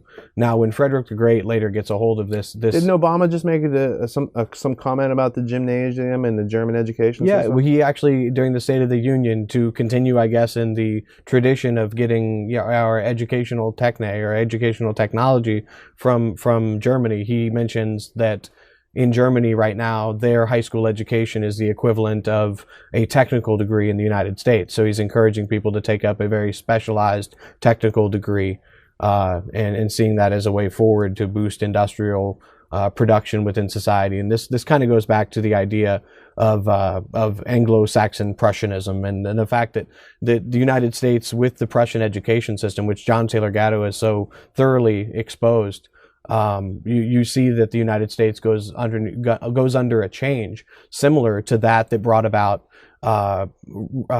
romantic nationalism in Germany. And so what it does is it creates a stronger adherence to the state. You have the positive rights scenario where you are kind of conscripted, or you have to get licenses for certain rights. And that's not how it was done. That's not how the Declaration of Independence, that's not how the Constitution, to a large degree, set that forward. So there's a change. Now, instead of maintaining the first principles in the United States, of the founding fathers and the principles that were imparted at that point in time, this Prussian education system kind of distracts from that and creates a stronger nationalistic fervor where people can easily be led to go to war. They can be pretty much led to do anything at the behest of national security or national interest. This is why we you look back in history and you say how could the Germans have done what they did and allowed that to take place in World War II, and you fast forward that and you do have to turn it on our own culture and see why we're allowing people to be murdered in our name with drones. Prussia was a militaristic society. Sure. So you're drawing parallels between the education and conditioning system that led to Nazi Germany, which was then imported with great fervor into this country and exported to many countries around the world. Japan's constitution was based on the Prussian constitution, right? So you mentioned this character, Frederick the Great. I like to call him Fred. I don't know if he's great, but he's in charge of creating education. He was highly tied to Freemasonry, and he had Illuminati connections. So what is this cohesion of these secret society groups, these homosocial groups, and the creation specifically of public education, compulsory schooling, and the going after the youngest among us, the weakest among us, the people that we should be guarding, we are turning over to what seem to be predators. Is there any evidence of that? Well, you could call it predators, and you can call it people with a plan. and you have to really delineate the nuances between each group and each intention. But with Freemasonry, Jessica Harlan Jacobs talks about how lodge members are encouraged to start schools themselves and to fund group projects that lead to creations of schools with specialized education systems. Were there any Illuminati, either of the Bavarian variety or of the Colombian faction in America and New England, in the creation of schooling? And did they work with Freemasonry? Because we are seeing it swirl around now. You got these secret societies, the creation of compulsory schooling, Prussian militarism, the plunder. There seem to be common themes coming to some sort of crescendo here. Well, with Frederick the Great, he's the one who signs the constitutions that create the higher degrees of Scottish Rite Freemasonry. And he signs that on May 1st, 1786. But in Carnegie's book, Philo's Reply, he talks about creating the Scottish Knight degree as they were planning to infiltrate Freemasonry. So is there any direct connection between that group, which is very well documented and now being translated into English, and this other historical character, Frederick the Great, and what you're talking about? Because those degrees sound very similar. Sure, I think they're probably similar in order to draw people in. I think when you read Philo's Reply, you find that they were very crafty, if you pardon my pun, in appropriating the lower degrees of Freemasonry, using symbology from things that they had learned on their own. They got a hold of Masonic textbooks and tried to rework things to where they could represent like they were real Freemasonry, where they were creating these higher degrees. And they are responsible for moving this more so than the Scottish Rite, more so their influence on the Grand Orient in France, and the fomenting on the French Revolution with the lodges of the Amos Reunus, the Lodge of the Nine Sisters there in France, as well as the Social Circle. So the revolutions in Germany didn't take place until much later. So a lot of that ideology got imparted into France. And according to Marco de Lucchetti, the planning for that took place in 1789 at the Congress of Wilhelmsbad, where Carnegie and others have left documents that tell what the intentions were of this specific meeting of Freemasonry and their attempt to bring in certain powerful people into that order. And you find that, Friedrich von Abel, Mozart, Johann Herder, and Friedrich von Abel was the mentor who called, Hegel his protege.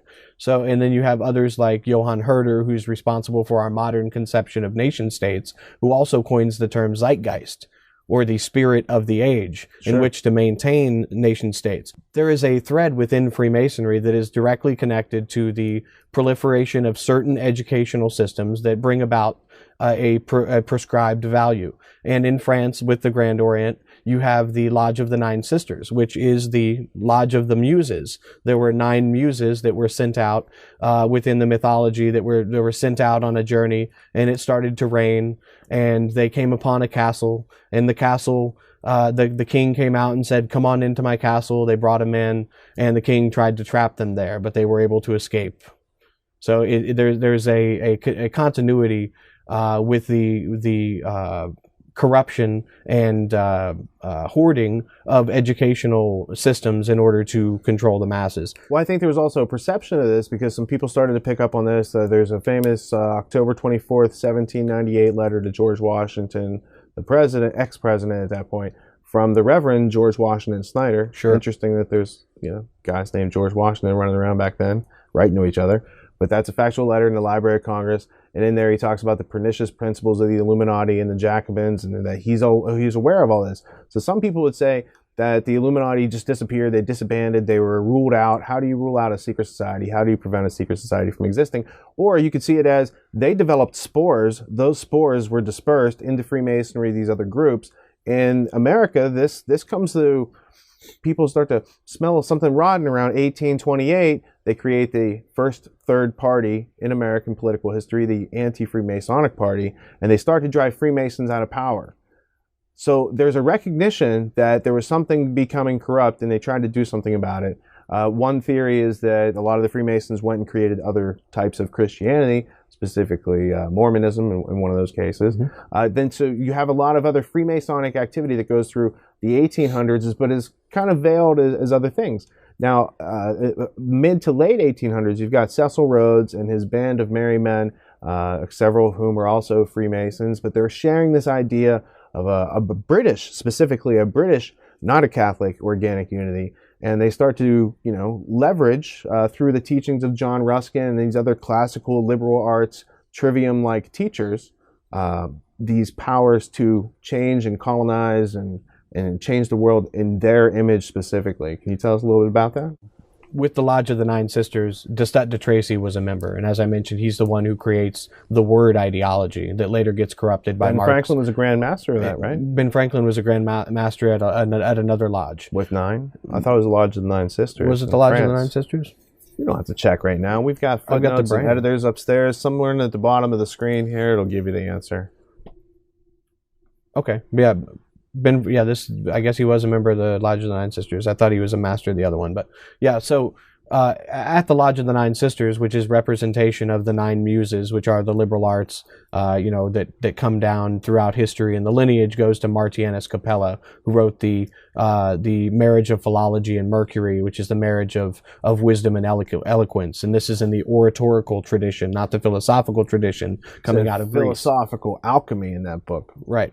And so the Lodge of the Nine Sisters, this Freemasonic lodge, had members such as D'Estat de Tracy, Voltaire, Benjamin Franklin, and it was part of the Grand Orient of France. Now, with D'Estat de Tracy writing this Elements of Ideology and trying to create grammar, logic, and rhetoric, except taking out rhetoric and putting in that science of ideas, the point I wanted to make about that earlier is that Thomas Jefferson even rejected that as being too abstract, because they had the first principles of government that they thought would be necessary to impart in order for the negative view of freedom to reside there.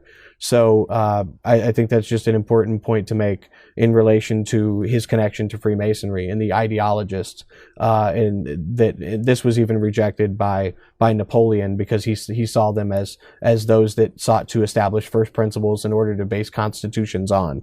And since he had switched power, that was not advantageous to him. And D'Estat de Tracy was deposed from his educational position in France, where he sought to create this. And in his own writings, he talks about making grammar, logic, and ideology a new unity that could be proliferated on man. Thomas Jefferson, while translating some of his other works on political economy, rejected that as being too abstract and not enough principle and measuring of existence. Jefferson definitely wasn't an empire builder. No, but I mean, he obviously had his own contradictions and atrocities, and It wasn't only him. And so when you point out Thomas Jefferson, Noah Webster, Thomas Paine, and those that sought to create a new American language with a new structure and a new way of creation with neologisms, this was really something that was profound at the time, especially with the English language not being really formalized into grammatical rules until the early 1700s. So that's good for the American Revolution section. Sorry, I had to get that in there. That's all right. All right.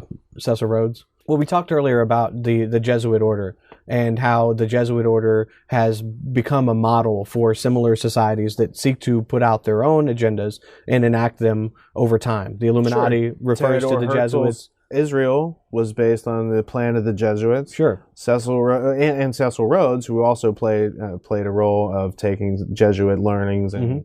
Yeah, and it's really a concept that does go back to India in the monitorial learning systems, where you have a preceptor or a tutor directly over you that's keeping direct control and can pitch you against other people. And so that's what the Jesuit order has in its blood oaths, and while they have different aims, the Illuminati sought to create rings within rings and be able to push their ideas without telling everybody involved what was going on. So it's how they make another brick in the wall. Sure. And that's the craft of Masonry. What many people don't know about Cecil Rhodes and his plans to create a secret society is that his goal was to change the logic of the United States Constitution in order to bring the United States back into the fold of empire. He says if King George III hadn't been so incompetent, they would have been having meetings in Parliament in New York and England every other year. And he sought to create, through the concept of organic unity, overlapping set of rings of organizations within ecumenical circles, within sporting circles, within education. And this was meant to tell a story that would outlive the nationalistic concepts. When reading Carroll Quigley's Tragedy and Hope, published in 1966, he's a professor at Georgetown University who was a mentor to Bill Clinton, later president of the United States. You find that a secret society of like-minded men, stemming from the last wills and testament of Cecil John Rhodes, was enacted in order to bring the United States back under the control of British dominion. That was their ultimate goal. Now, this changed over time through the concept that I have already described with the ordinal and cardinal structures of a story. And his story was very much respected on both sides of the Atlantic. There were factions within the United States that agreed with Cecil Rhodes' vision for the world.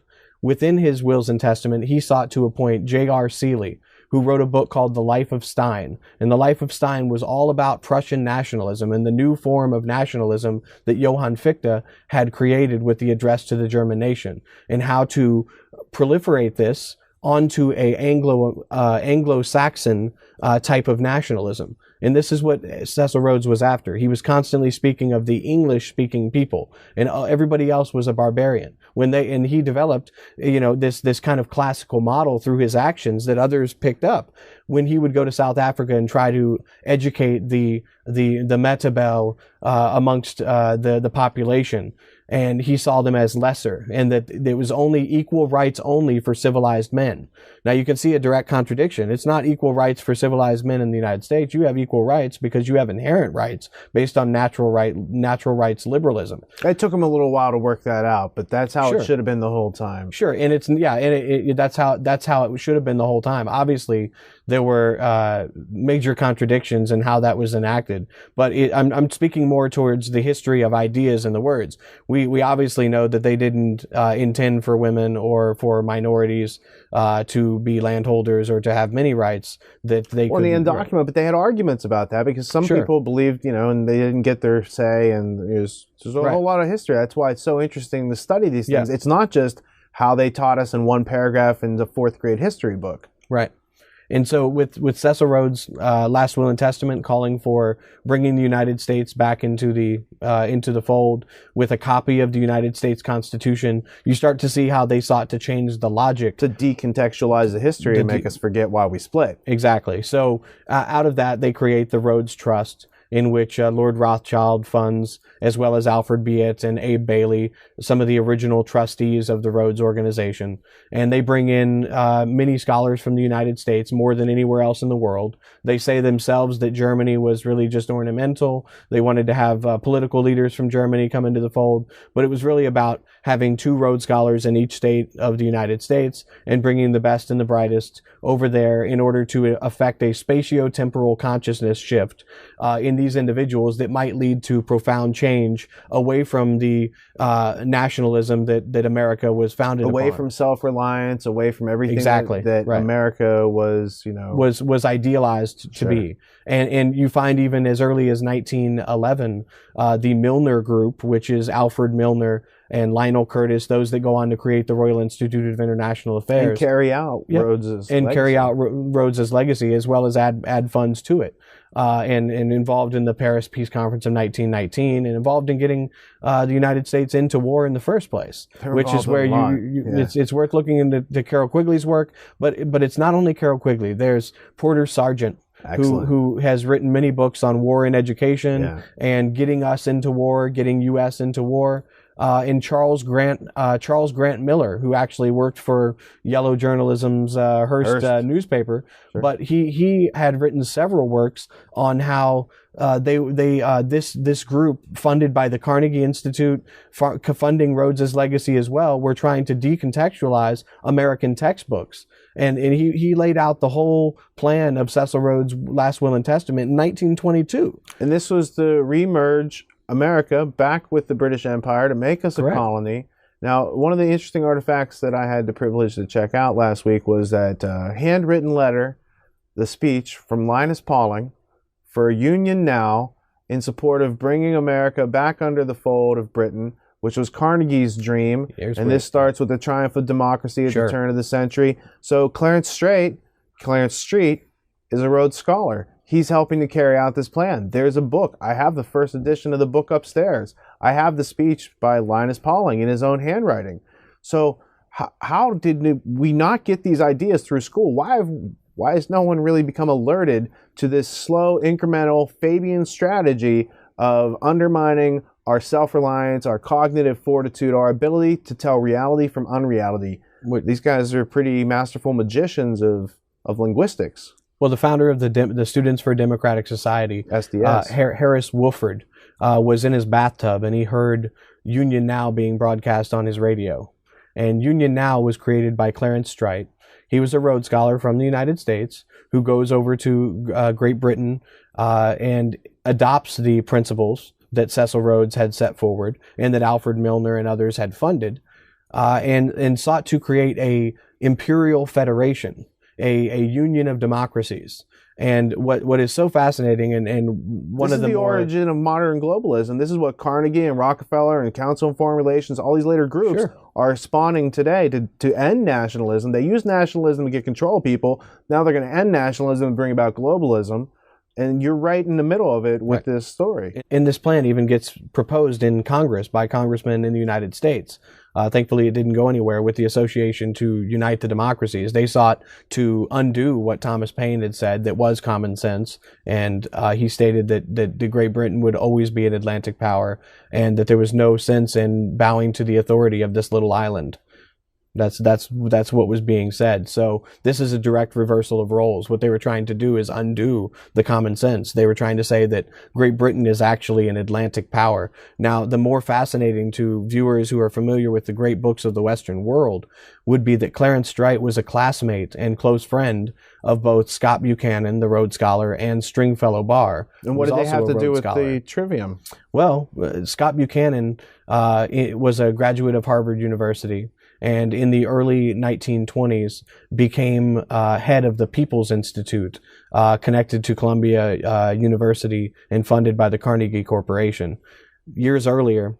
But Stringfellow Barr and Scott Buchanan, they're both Rhodes Scholars. Yes. So why does Carnegie want to fund them? Is there an alliance between some of these transnationalists? Yeah, there is an alliance. What happens is Scott Buchanan becomes the director of the People's Institute, and this People's Institute was arranged in order to bring in immigrant populations that were coming into the settlement houses into the United States and try to educate them on a homogenized education system to indoctrinate them into so-called American values or Anglo-American values. Unity. Right. And so you had a clean slate which to work with because these people wanted to become citizens, a lot of them. So Clarence Street creates this project called Union Now, which Alfred Milner, as well as the Anglo-American establishment in the United States, had signed on to. See, because after the last will and testament of Cecil John Rhodes, in which he said, he wished there could have been a parliament in New York and in England, they did get something similar. They created what was called the Pilgrim Society, in which one of the founders had been a brigadier general during the Boer War in South Africa that was all brought on by Cecil Rhodes and the Jameson raid that took place there. All people that were involved in Milner's kindergarten. So that was the origin of apartheid in South Africa. That's correct. Yeah, Chengi Raghavan would call that the origin of apartheid. And that goes along with Jan Christian Smuts, who creates the philosophy of holism, which is really this organic unity principle that I'm trying to impart, that is the philosophy of British Empire. It's the philosophy of plunder. It's the philosophy of taking away other people's rights. They're just the latest to harness it. Right. And they're trying to be immortal with it, and they're succeeding because they rebrand it. Yeah, exactly. Yeah. So Harris Woolford lays out, and you said a minute ago that was so perfect for this discussion. He states that they would accomplish their goals of imperial federation or world federalism by using a Fabian society for federalists. That's the exact quote from Harris Woolford. And Harris Woolford's interesting because when Scott Buchanan is on his deathbed, he goes to interview him for one last time, and they write a book called The Embers of World Conversation, I believe. which is interesting to read. And what you find out is that in the early 1920s, Scott Buchanan at the People's Institute would be sitting around discussing Freemasonry with Richard McKeon and these other philosophers interested in Aristotelian societies, etc. And what you find is that he gets ascribed as rediscovering the classical trivium. Richard McKeon says that he had just got done studying with Etienne Golson, who was a medieval scholar who spent 30 years with Marshall McLuhan.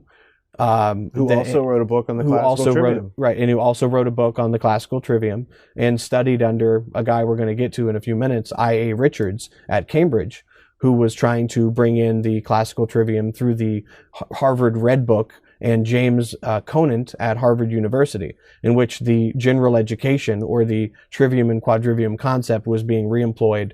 When I. Richards came over, he said, "Technology to the rescue. I'm coming to help you guys out." And then Conan from the Ultimate History Lesson with John Taylor Gatto was a chemical warfare specialist who later gets into the job of shaping our youth for the future.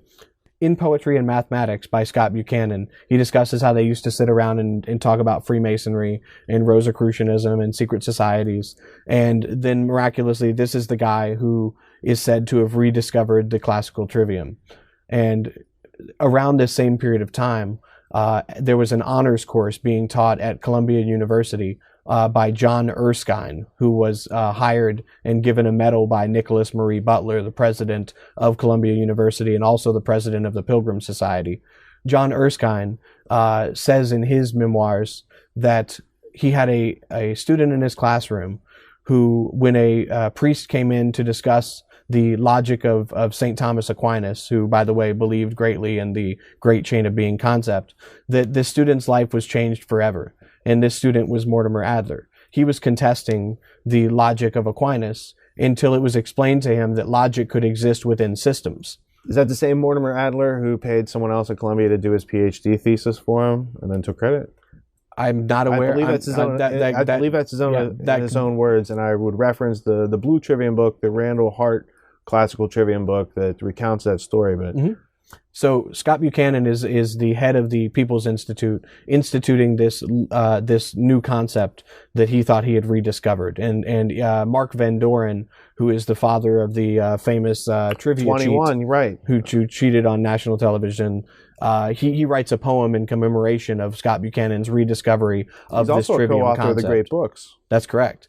And so John Erskine is one in a legacy, bringing this great books canonical education of selective reading into the United States. It really comes from George Woodbury and John Woodruff, who was a member of the X Club, and then goes to Matthew Arnold, who said that all the best culture had already been said, and that's all that needed to be proliferated. So you see that direct connection. And Matthew Arnold, when Cecil Rhodes was dying in South Africa, he had Matthew Arnold as his eulogy. Essentially, as he was passing away, he had Matthew Arnold's eulogy to Oxford read to him as he lay dying. So Scott Buchanan's teaching at the People's Institute.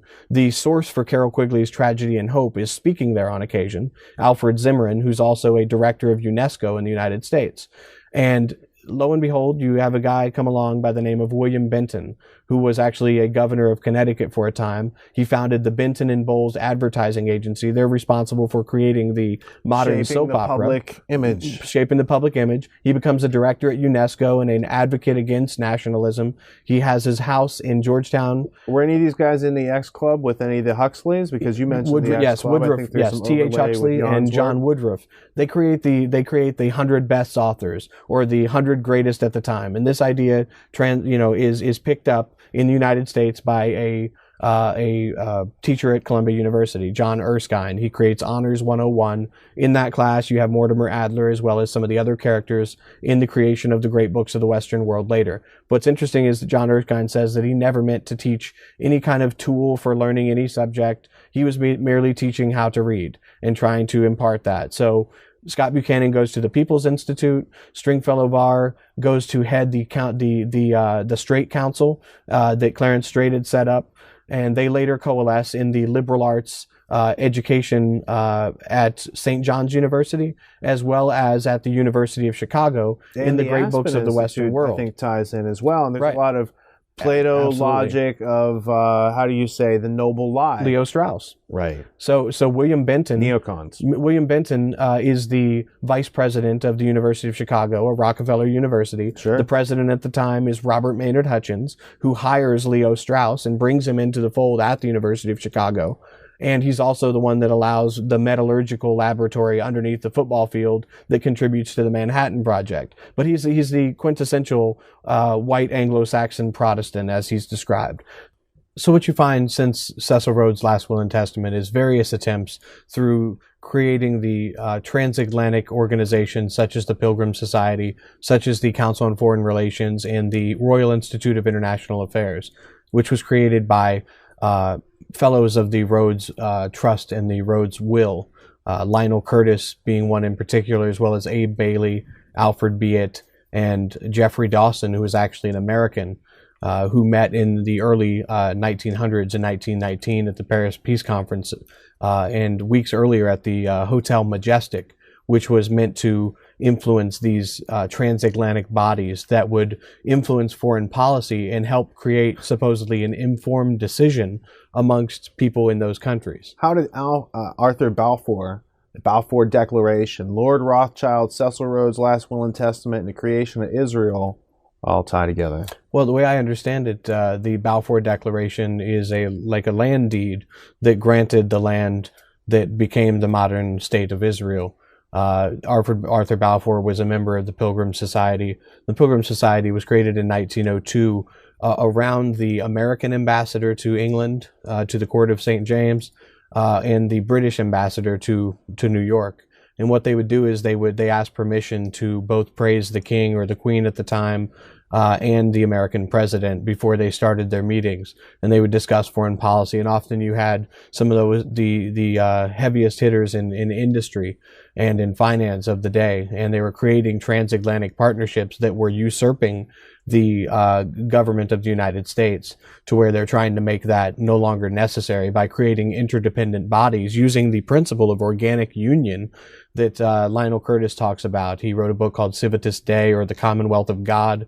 He's actually the one that convinces the royalty to change it from the British Empire to the British Commonwealth. And so it was necessary to set up a little bit of how they founded these different organizations that are meant to influence foreign policy and therefore decision, in order to show the significance of the St. John's University College later on with Scott Buchanan and Stringfellow Barr, as well as many other Rhodes Scholars. Is that kind of the modern revival in the 20th century of the classical trivium system within the confines of the American university Sure, system? and it's within an Anglo-American tradition, as well as a European canon, where they would leave out certain people. You find Mortimer Adler later said that there were no African Americans included in the great books of the Western world because, quote unquote, they didn't write any good books.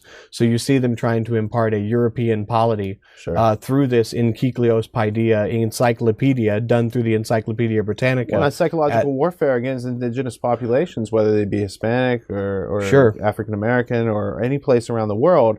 The fact that the great books of the Western world recounts here's what you need to know to be an educated adult, and yet it's referring to specific groups that might have fought for their freedom and had struggle, and these types of things are not included in the historical line that we're fed through the education system. And it's important for me to say, I'm not discounting that people should read these authors that are in the canons.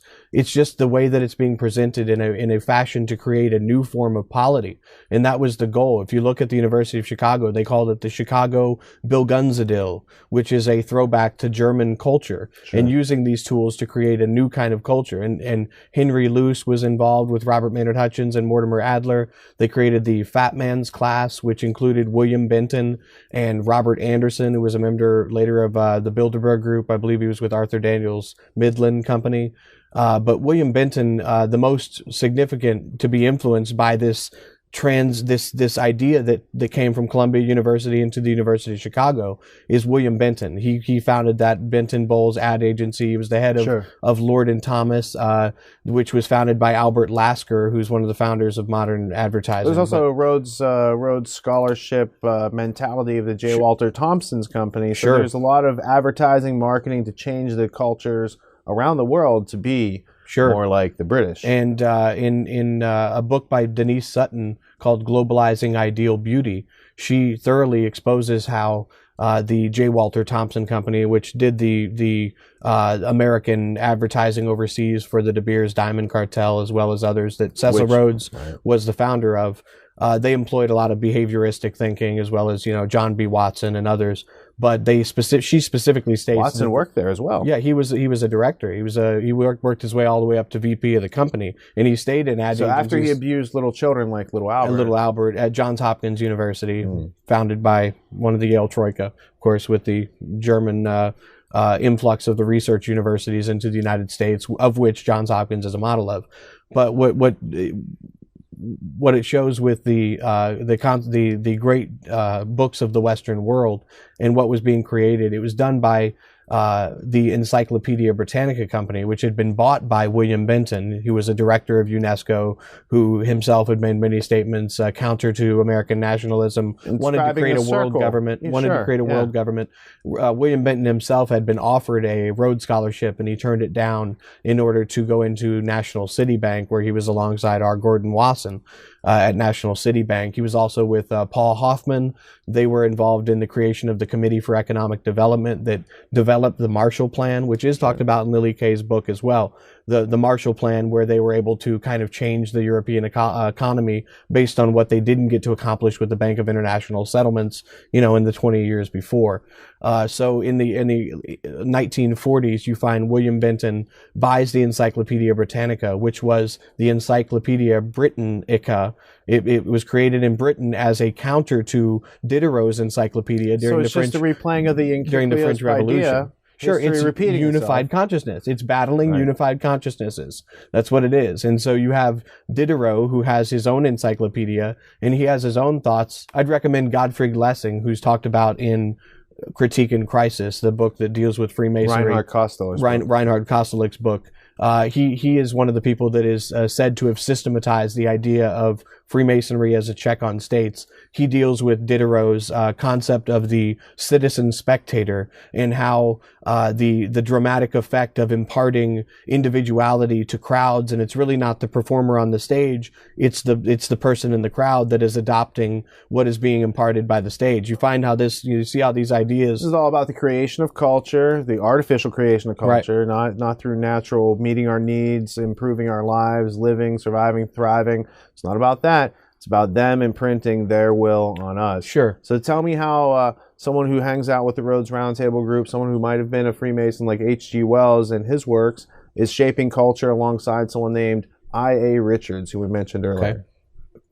Can you get to that in just one second? I just got to sew one thing up here. Yeah, sew it up. So William Benton, who buys the Encyclopedia Britannica, was a member of the Fat Man's course taught by Robert Maynard Hutchins and Mortimer Adler, which is being ran by this liberal arts committee at the University of Chicago.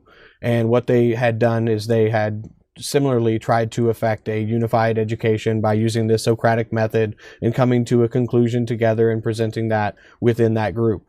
And these rich guys in this so-called Fat Man's course, sought to proliferate this into the business community. Henry Luce later becomes involved and is so enthralled by this as a possibility for his employees in order to give them a leg up on others within the society. And this is written in the Romance of Commerce and Culture, which details the connections to the great books of the Western world and Walter Pepke, another member. It leaves out Luce's connections to Skull and Bones, which was the Prussian Educational Secret Society, which takes its seed at Yale. Right, that's correct, and it doesn't have anything to do with that portion of it, but it does talk about the importation of German culture into both advertising and art at the time, and into this idea of nationalism using a canon boxing up our culture. Sure, and really it was all about trying to bring a consensus and kind of de-individualize people's innate thoughts and capacities, which you find later in the Macy conferences with Theodore Adorno's authoritarian personality, where they think they can root out jingoism and all of these other things. It's the desire to rescind man's humanity to a point of entropy where value judgments are no longer necessary, and holding conflicting thoughts to anything but the status quo simply like a goes mental to form of eugenics. Yeah, to sterilize your mind. Sure, from and they thinking. used to call this form, there's it's no coincidence they used to call education good breeding, because there is a definite connection to eugenics.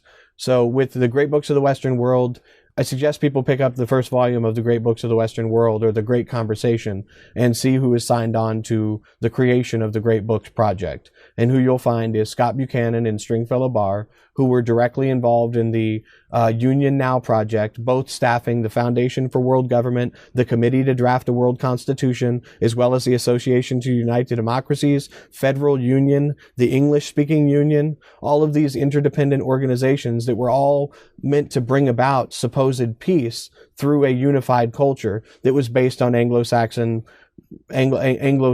heritage. You also have Walter Forbes Murdoch, who I believe was Rupert Murdoch's uncle, from Australia, who was at his own university. So there's Royal Institute of International Affairs, fingerprints all through that. There's Pilgrim Society, Rhodes Roundtable, all seeking organic unity of the Anglo-American establishment. Yeah, the director of the person that brings in Scott Buchanan and Stringfellow Barr from the University of Virginia was a guy by the name of Francis Pickens Miller, who was a member of the ecumenical movement. He was a director of the Council on Foreign Relations, as well as a member of the Society for the Cincinnatus, which is a hereditary order created around the time of George Washington to commemorate the French and American connection during the war. Ominous continuity. Sure, and well, it's an ominous continuity because it's seldom pointed out that Mirabeau, who was a member of the Order of Cincinnati, was a member of the Bavarian Illuminati, by extension of the social circle that we mentioned earlier with Nicholas Bonneville. So it's a hereditary order that tries to keep up the symbology. The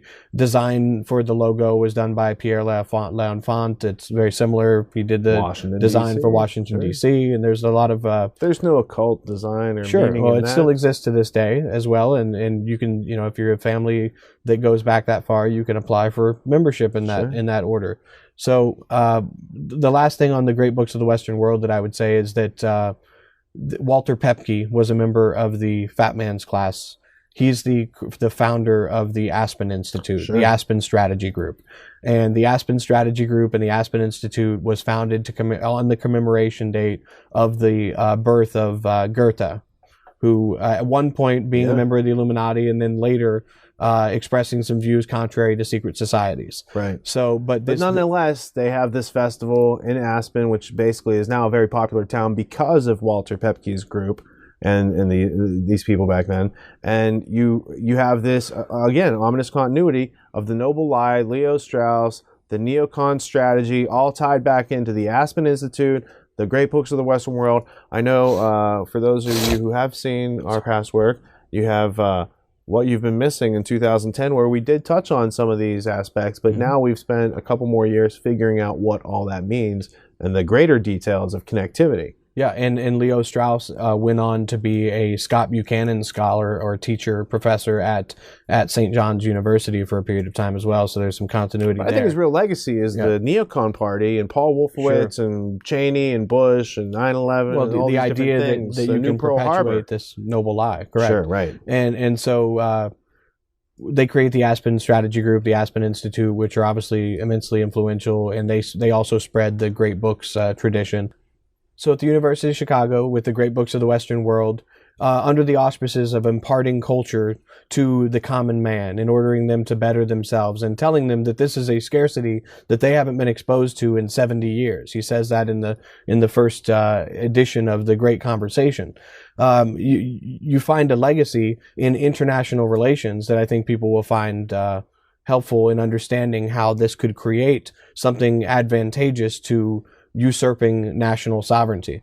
Robert Cohane, who is a international relations scholar, attended Shimer College in Illinois, which was one of the first colleges to offer early entrance into college. And the whole curriculum that he studied was the liberal arts education system of the Great Books of the Western World. That's how they obtained their bachelor's degree at that level. Now, his partner in writing a book later in life is Joseph S. Nye Jr., who is a Rhodes Scholar and at one point a director of the Rhodes Trust in Great Britain, and he's a John F. Kennedy Scholar at Harvard University. He was the tutor of Gaddafi's kid, wasn't he? Yeah, well, when Gaddafi's son after Gaddafi was kind of turned against after the Bush administration's attempt to... And before he was sodomized. Sure, yeah, before all of that took place, Joseph Nye had, through the Monitor Group, which is now a... it's a callback to the Indian Monitor schools. Well, yeah, Joseph Nye helped Muammar Gaddafi's son with his doctoral thesis, which happened to deal with transatlantic issues and how global identities could be established. It's worth reading, and he got in quite a bit of trouble for it after Gaddafi took the turn in the media that he did, and they decided to take him out. And so Joseph Nye Jr. is a Rhodes Scholar, one of the most influential people in international relations. He's also a director of the Council on Foreign Relations. Him and Robert Cohane wrote Power and Interdependence, which is an international relations theory based on interdependence of nations and creating transnational bodies through corporations that would sow more interdependence throughout the world and bring about the kind of order that they desire. And it takes longer than maybe some of the British plans that were also funded by the Rockefeller Foundation, with the British Committee for the Theory of International Politics with Herbert Butterfield. And this is the side that really drives the Royal Institute, and more specifically, the London School of Economics. Sure, it's a Fabian socialist creation, also funded by the Rothschild banking family, famous internationalists. And they're the ones who bring in over 100 or more of the top Libyan officials under Muammar Gaddafi to re-educate them within government relations, so they could go back and have a stronger structure of government there. And that's where Muammar Gaddafi's thesis that Joseph Nye helped him on, Muammar Gaddafi's son's thesis that Joseph Nye helped on, was written for the London School of Economics. So there's so much detail. And in order for somebody to do their own work and see if there's validity to what I'm saying, I would urge people to look into a paper called The Real New World Order by Anne Marie Slaughter. And you find that throughout the Council on Foreign Relations and throughout the legacy of Rhodes in establishing these international bodies like the International Pacific Institute, etc., you find that they sought to take over realms within the State Department. And they created an office themselves around the time of the Marshall Plan called the Policy Planning Office, or the Office for Policy Planning. And if you look at the legacy of who has held this position, I would say that over 65 or 70% of them have been members of the Council on Foreign Relations, if not directors. Now, who is Anne Marie Slaughter writing to? Is she writing to conspiracy theorists? No, this was a paper of Foreign Affairs, the Council on Foreign Relations publications, the Real New World Order that she wrote.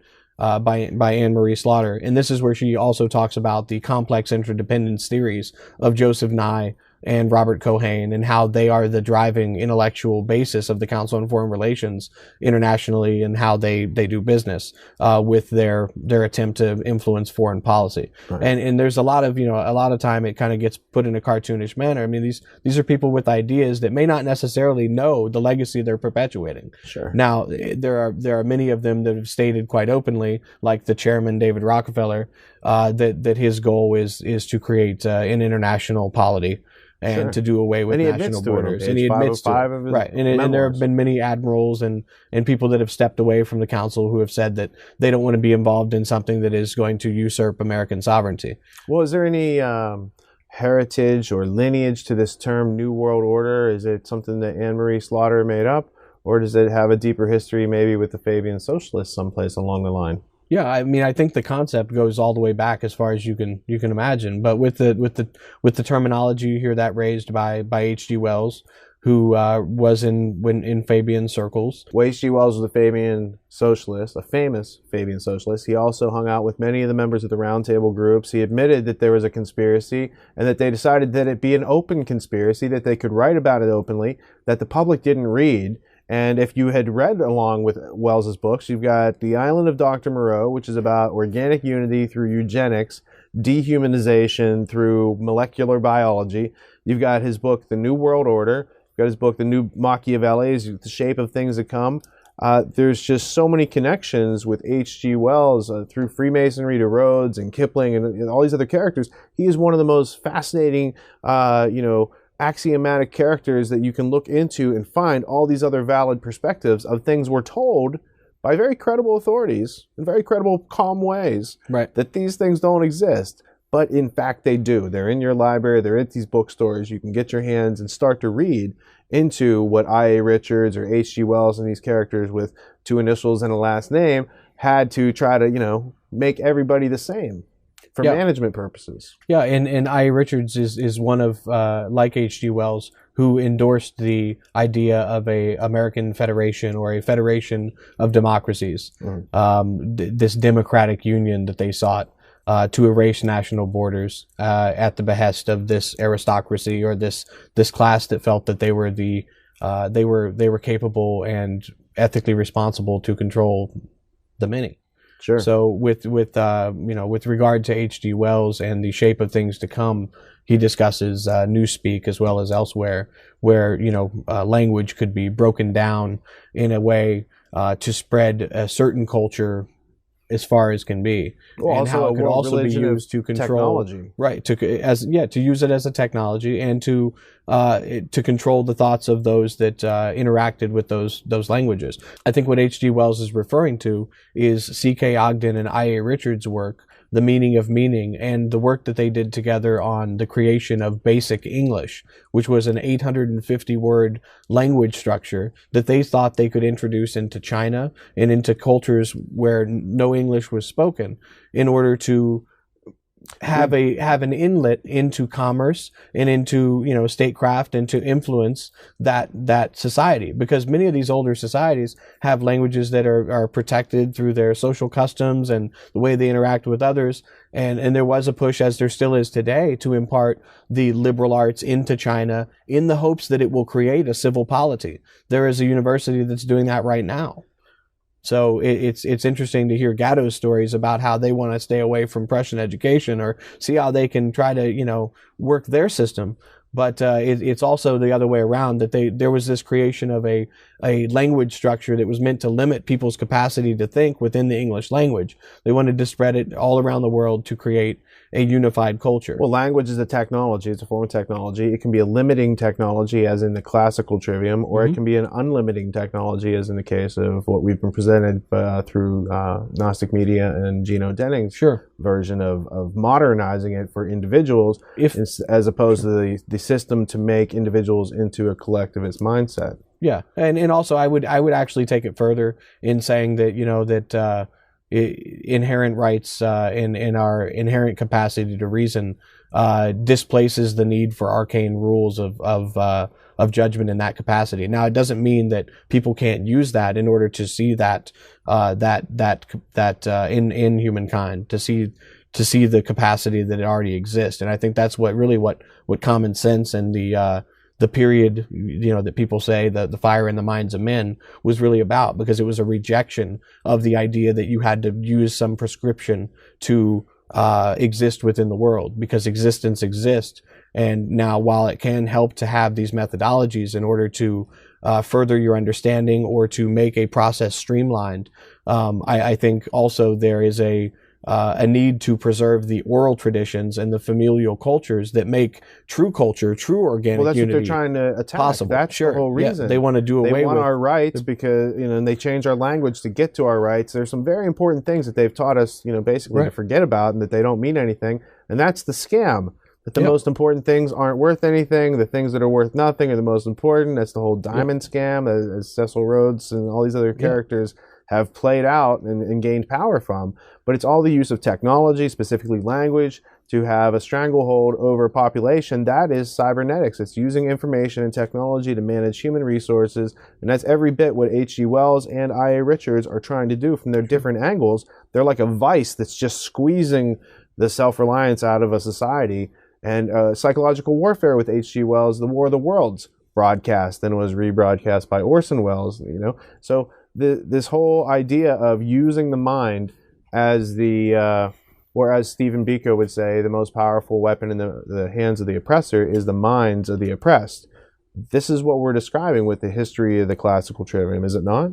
Yeah, I think with what I. Richards was trying to do, you see him at Cambridge University. He was involved in the Vienna Circle with logical positivism. Ogden was actually... Ludwig Wittgenstein? Sure. Ogden was actually the first to translate Wittgenstein's major work into English. And they wrote the book The Meaning of Meaning together, which kind of throws into question they were searching for the meaning of language and how language acts as a symbol for the thing that actually exists. And they were doing this in a way that was very similar and very influential on cybernetic thinking. I.A. Richards himself was a member of the Macy conferences, which is really at the birth of cybernetic thinking and applying cybernetics to the social order. But what I find most intriguing about I.A. Richards is his creation of a literary criticism called New Criticism. Now, New Criticism, by his own words, was meant to allow a reader to read a document of historical significance, but leave the historical significance out and bring that up to date to battle with the historical causes in the present tense in a way that negates the importance of keeping that intact. Decontextualize the history, break people's chain of attachment to that which originated America. And since the 1930s, because of I.A. Richards, he influenced much of our secondary and higher education in the separation of literature from history. Mm-hmm. These aren't things that used to be, taught separately, because they weren't taken lightly back then either. No, because what you're imparting is the historical. What if you took that to the Constitution? You're going to take that to the Declaration of Independence, and that's what they tried to do. You find by Carroll Quigley that the Rhodes-Milner Roundtable Group, of which I.A. Richards subscribed to the philosophy of, he wrote numerous books on the world government and using basic English in the books to describe that world government, leading up to the UN or Imperial Federation, like the Royal Institute wanted.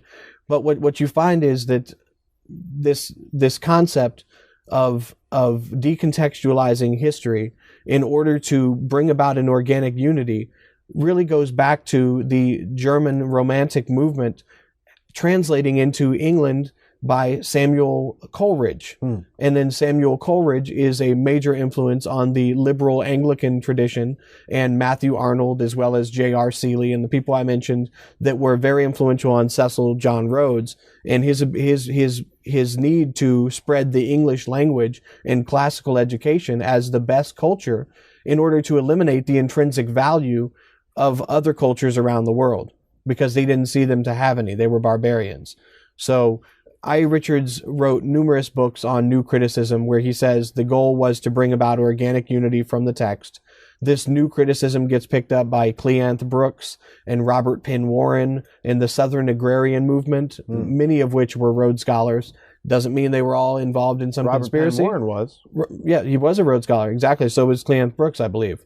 And it doesn't mean these guys were all directly in line, but you see the organic unity of the Rhodes Fellows coming into the United States and spreading these different concepts. And to prove that point, I recommend reading the latest biography on Frank Adeilette, in which he is quoted as saying the goal of the Rhodes Scholars was to impart the best of English education into the United States of America.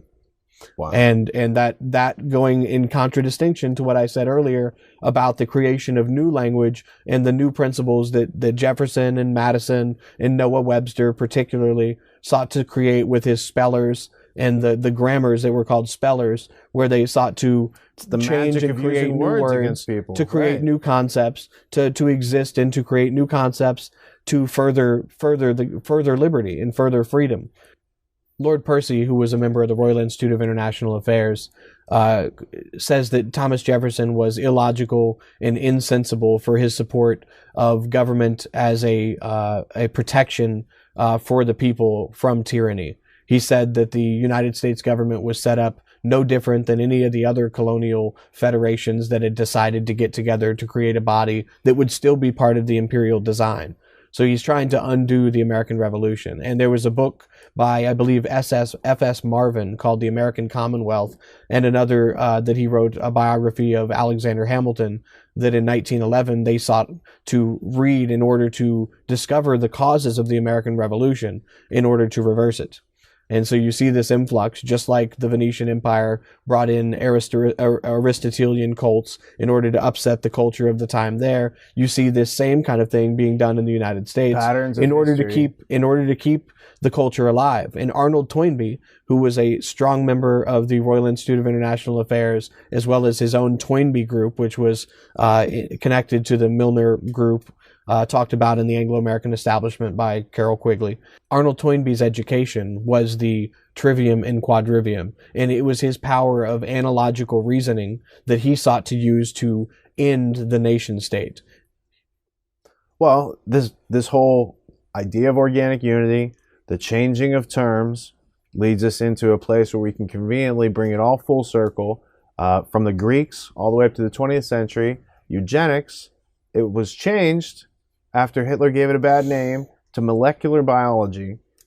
How does Dr. Lily Kay of MIT, the Rockefeller Institute, the Rockefeller Foundations participating in the eugenics, Caltech, how does it all tie back together as the organic unity that they're trying to artificially instill and create and force on people, taking away their rights all over the planet?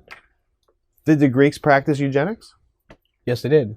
And Aristotle and Plato both maintained the use of the benusec, or the barbarian, or those that weren't fit for society, and they sought to manage, birthing practices, and it was all about, creating a caste. That's why certain people within society, whether were allowed to do anything, and other people. That's why you have the warrior monks and the guardians, those that would be the philosopher kings, those that would keep the others in check, because they said that you were born into a specific form. Right. And in some degree, they did the same hierarchical structuring with the natural world, subjugating people based on what they thought was the quality of their soul.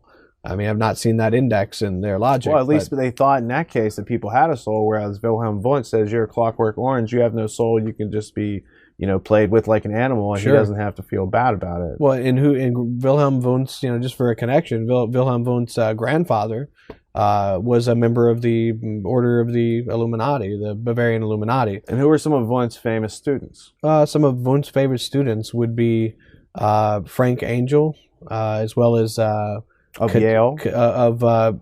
That was actually Yale that's Institute of Human Relations. Yeah, that's James. That's his cousin. They're cousins, first cousins. All right. G. Stanley Hall was a famous student of Wundt who taught other famous people. Yeah.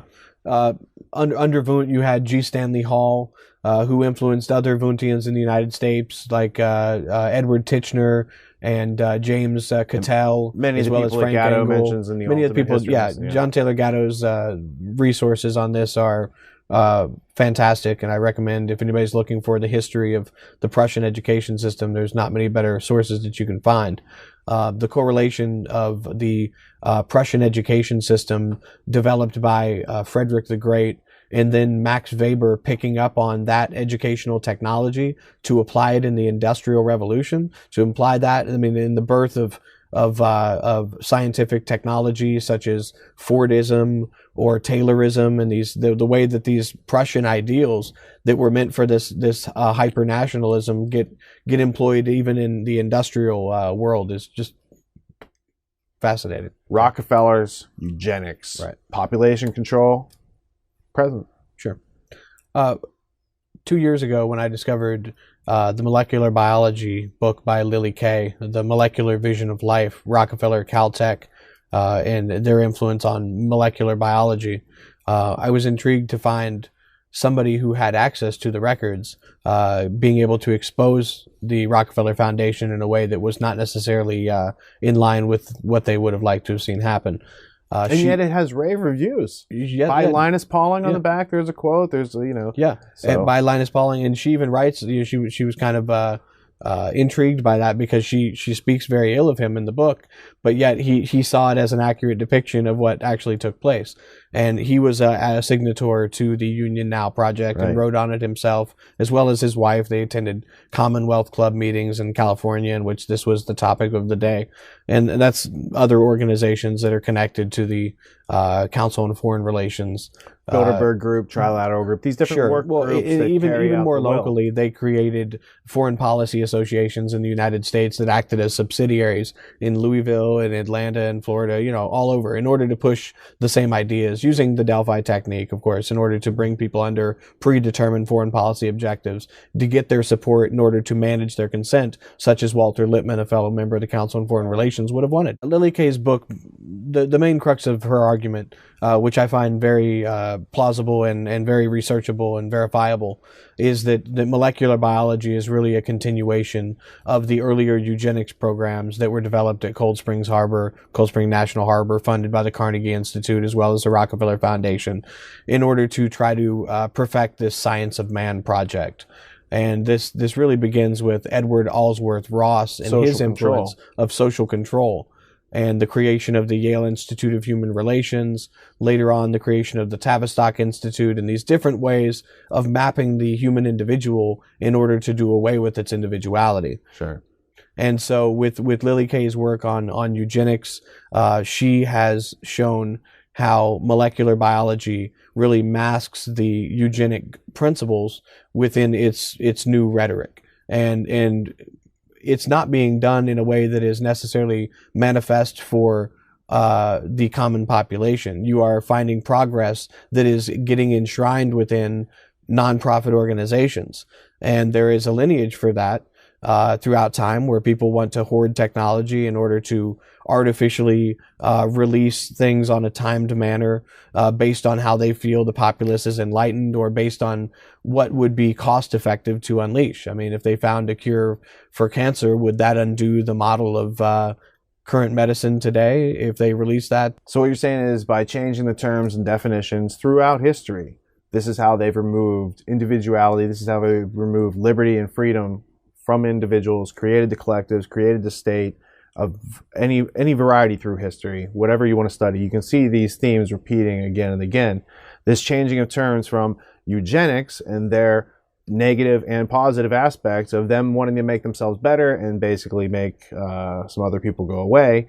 That's racism, it's irrationality. Some people might characterize it as evil, but that's a judgment. You can say on the basis of logic, it is irrational for those few people to make decisions on behalf of so many other people that they've never acquired the voluntary permission of, right?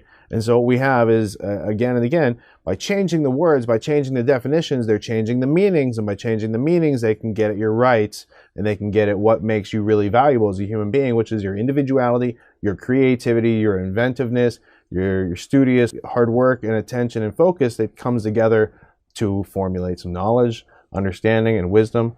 Kevin, I would like to thank you for spending so much of your time to share with us, because it took a lot of research time on your part to even get to the part where you could communicate with us. And I think people will be growing from this conversation for a long time to go. And do you have any closing remarks? Sure. I think a good closing thing to impart is to just realize the obviousness of the logic behind the creation of the liberal arts education. You're dealing with a slave versus free dichotomy, where the free person was only free because they had access to this knowledge that would make them free within a system. And this technology perpetuates over time throughout currencies, and how organic unity relates to all of these different models in our daily lives. So with the slave versus free dichotomy, you find a direct contradiction in the rights aspect enshrined in the United States, where rights are to be inherent, not because you have a specific form of learning, not because you've been imparted with a general grammar of pre-prescribed authors that will create a model of the citizen they'd like to have. So the idea of having to have a certain kind of education to be free is fallacious to the form of government created in this country.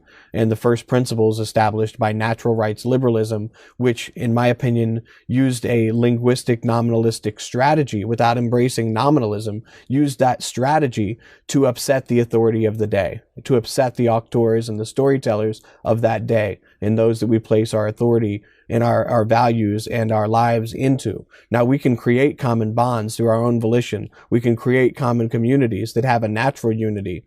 You know, we have these sports figures today. We have sports teams where the individual playing for the team comes from a whole different region, but yet all of a sudden he's representing this city, and people think this is my team, and they take their accomplishments with them. Tribal mentality. Well, John Taylor Gatto pointed out Reinhold Niebuhr, one of the ecumenical people involved with Dorothy Sayers, how he talked about the non-thought of received ideas, and the idea of seeding your own individuality and accomplishments into another person.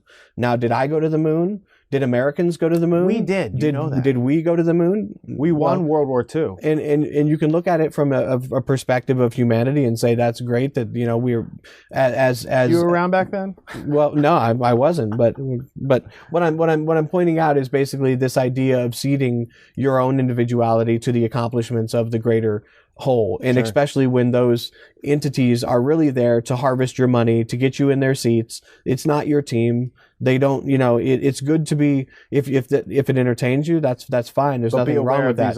But be aware of these other areas and how they can be used to push a certain viewpoint or get you to support military actions and other things. So I think it's really common sense that the liberal arts education being based on a slave versus free dichotomy, and the idea that you have to have some certain form of education in order to have a free mind. You know, Bob Marley says, none but ourselves can free our mind. And they very much were doing the same perpetuation of a strict classical education on the African people to bring in those that they thought could run the authority down the road. So in the same way, in the United States, there's nothing wrong with reading the great books of the world. There's nothing wrong with reading these individual authors and making your own decisions. But when you have somebody else's roadmap and they're leaving out key portions of history based on arbitrary reasoning in order to create a certain type of polity, it's something that you need to pay attention to.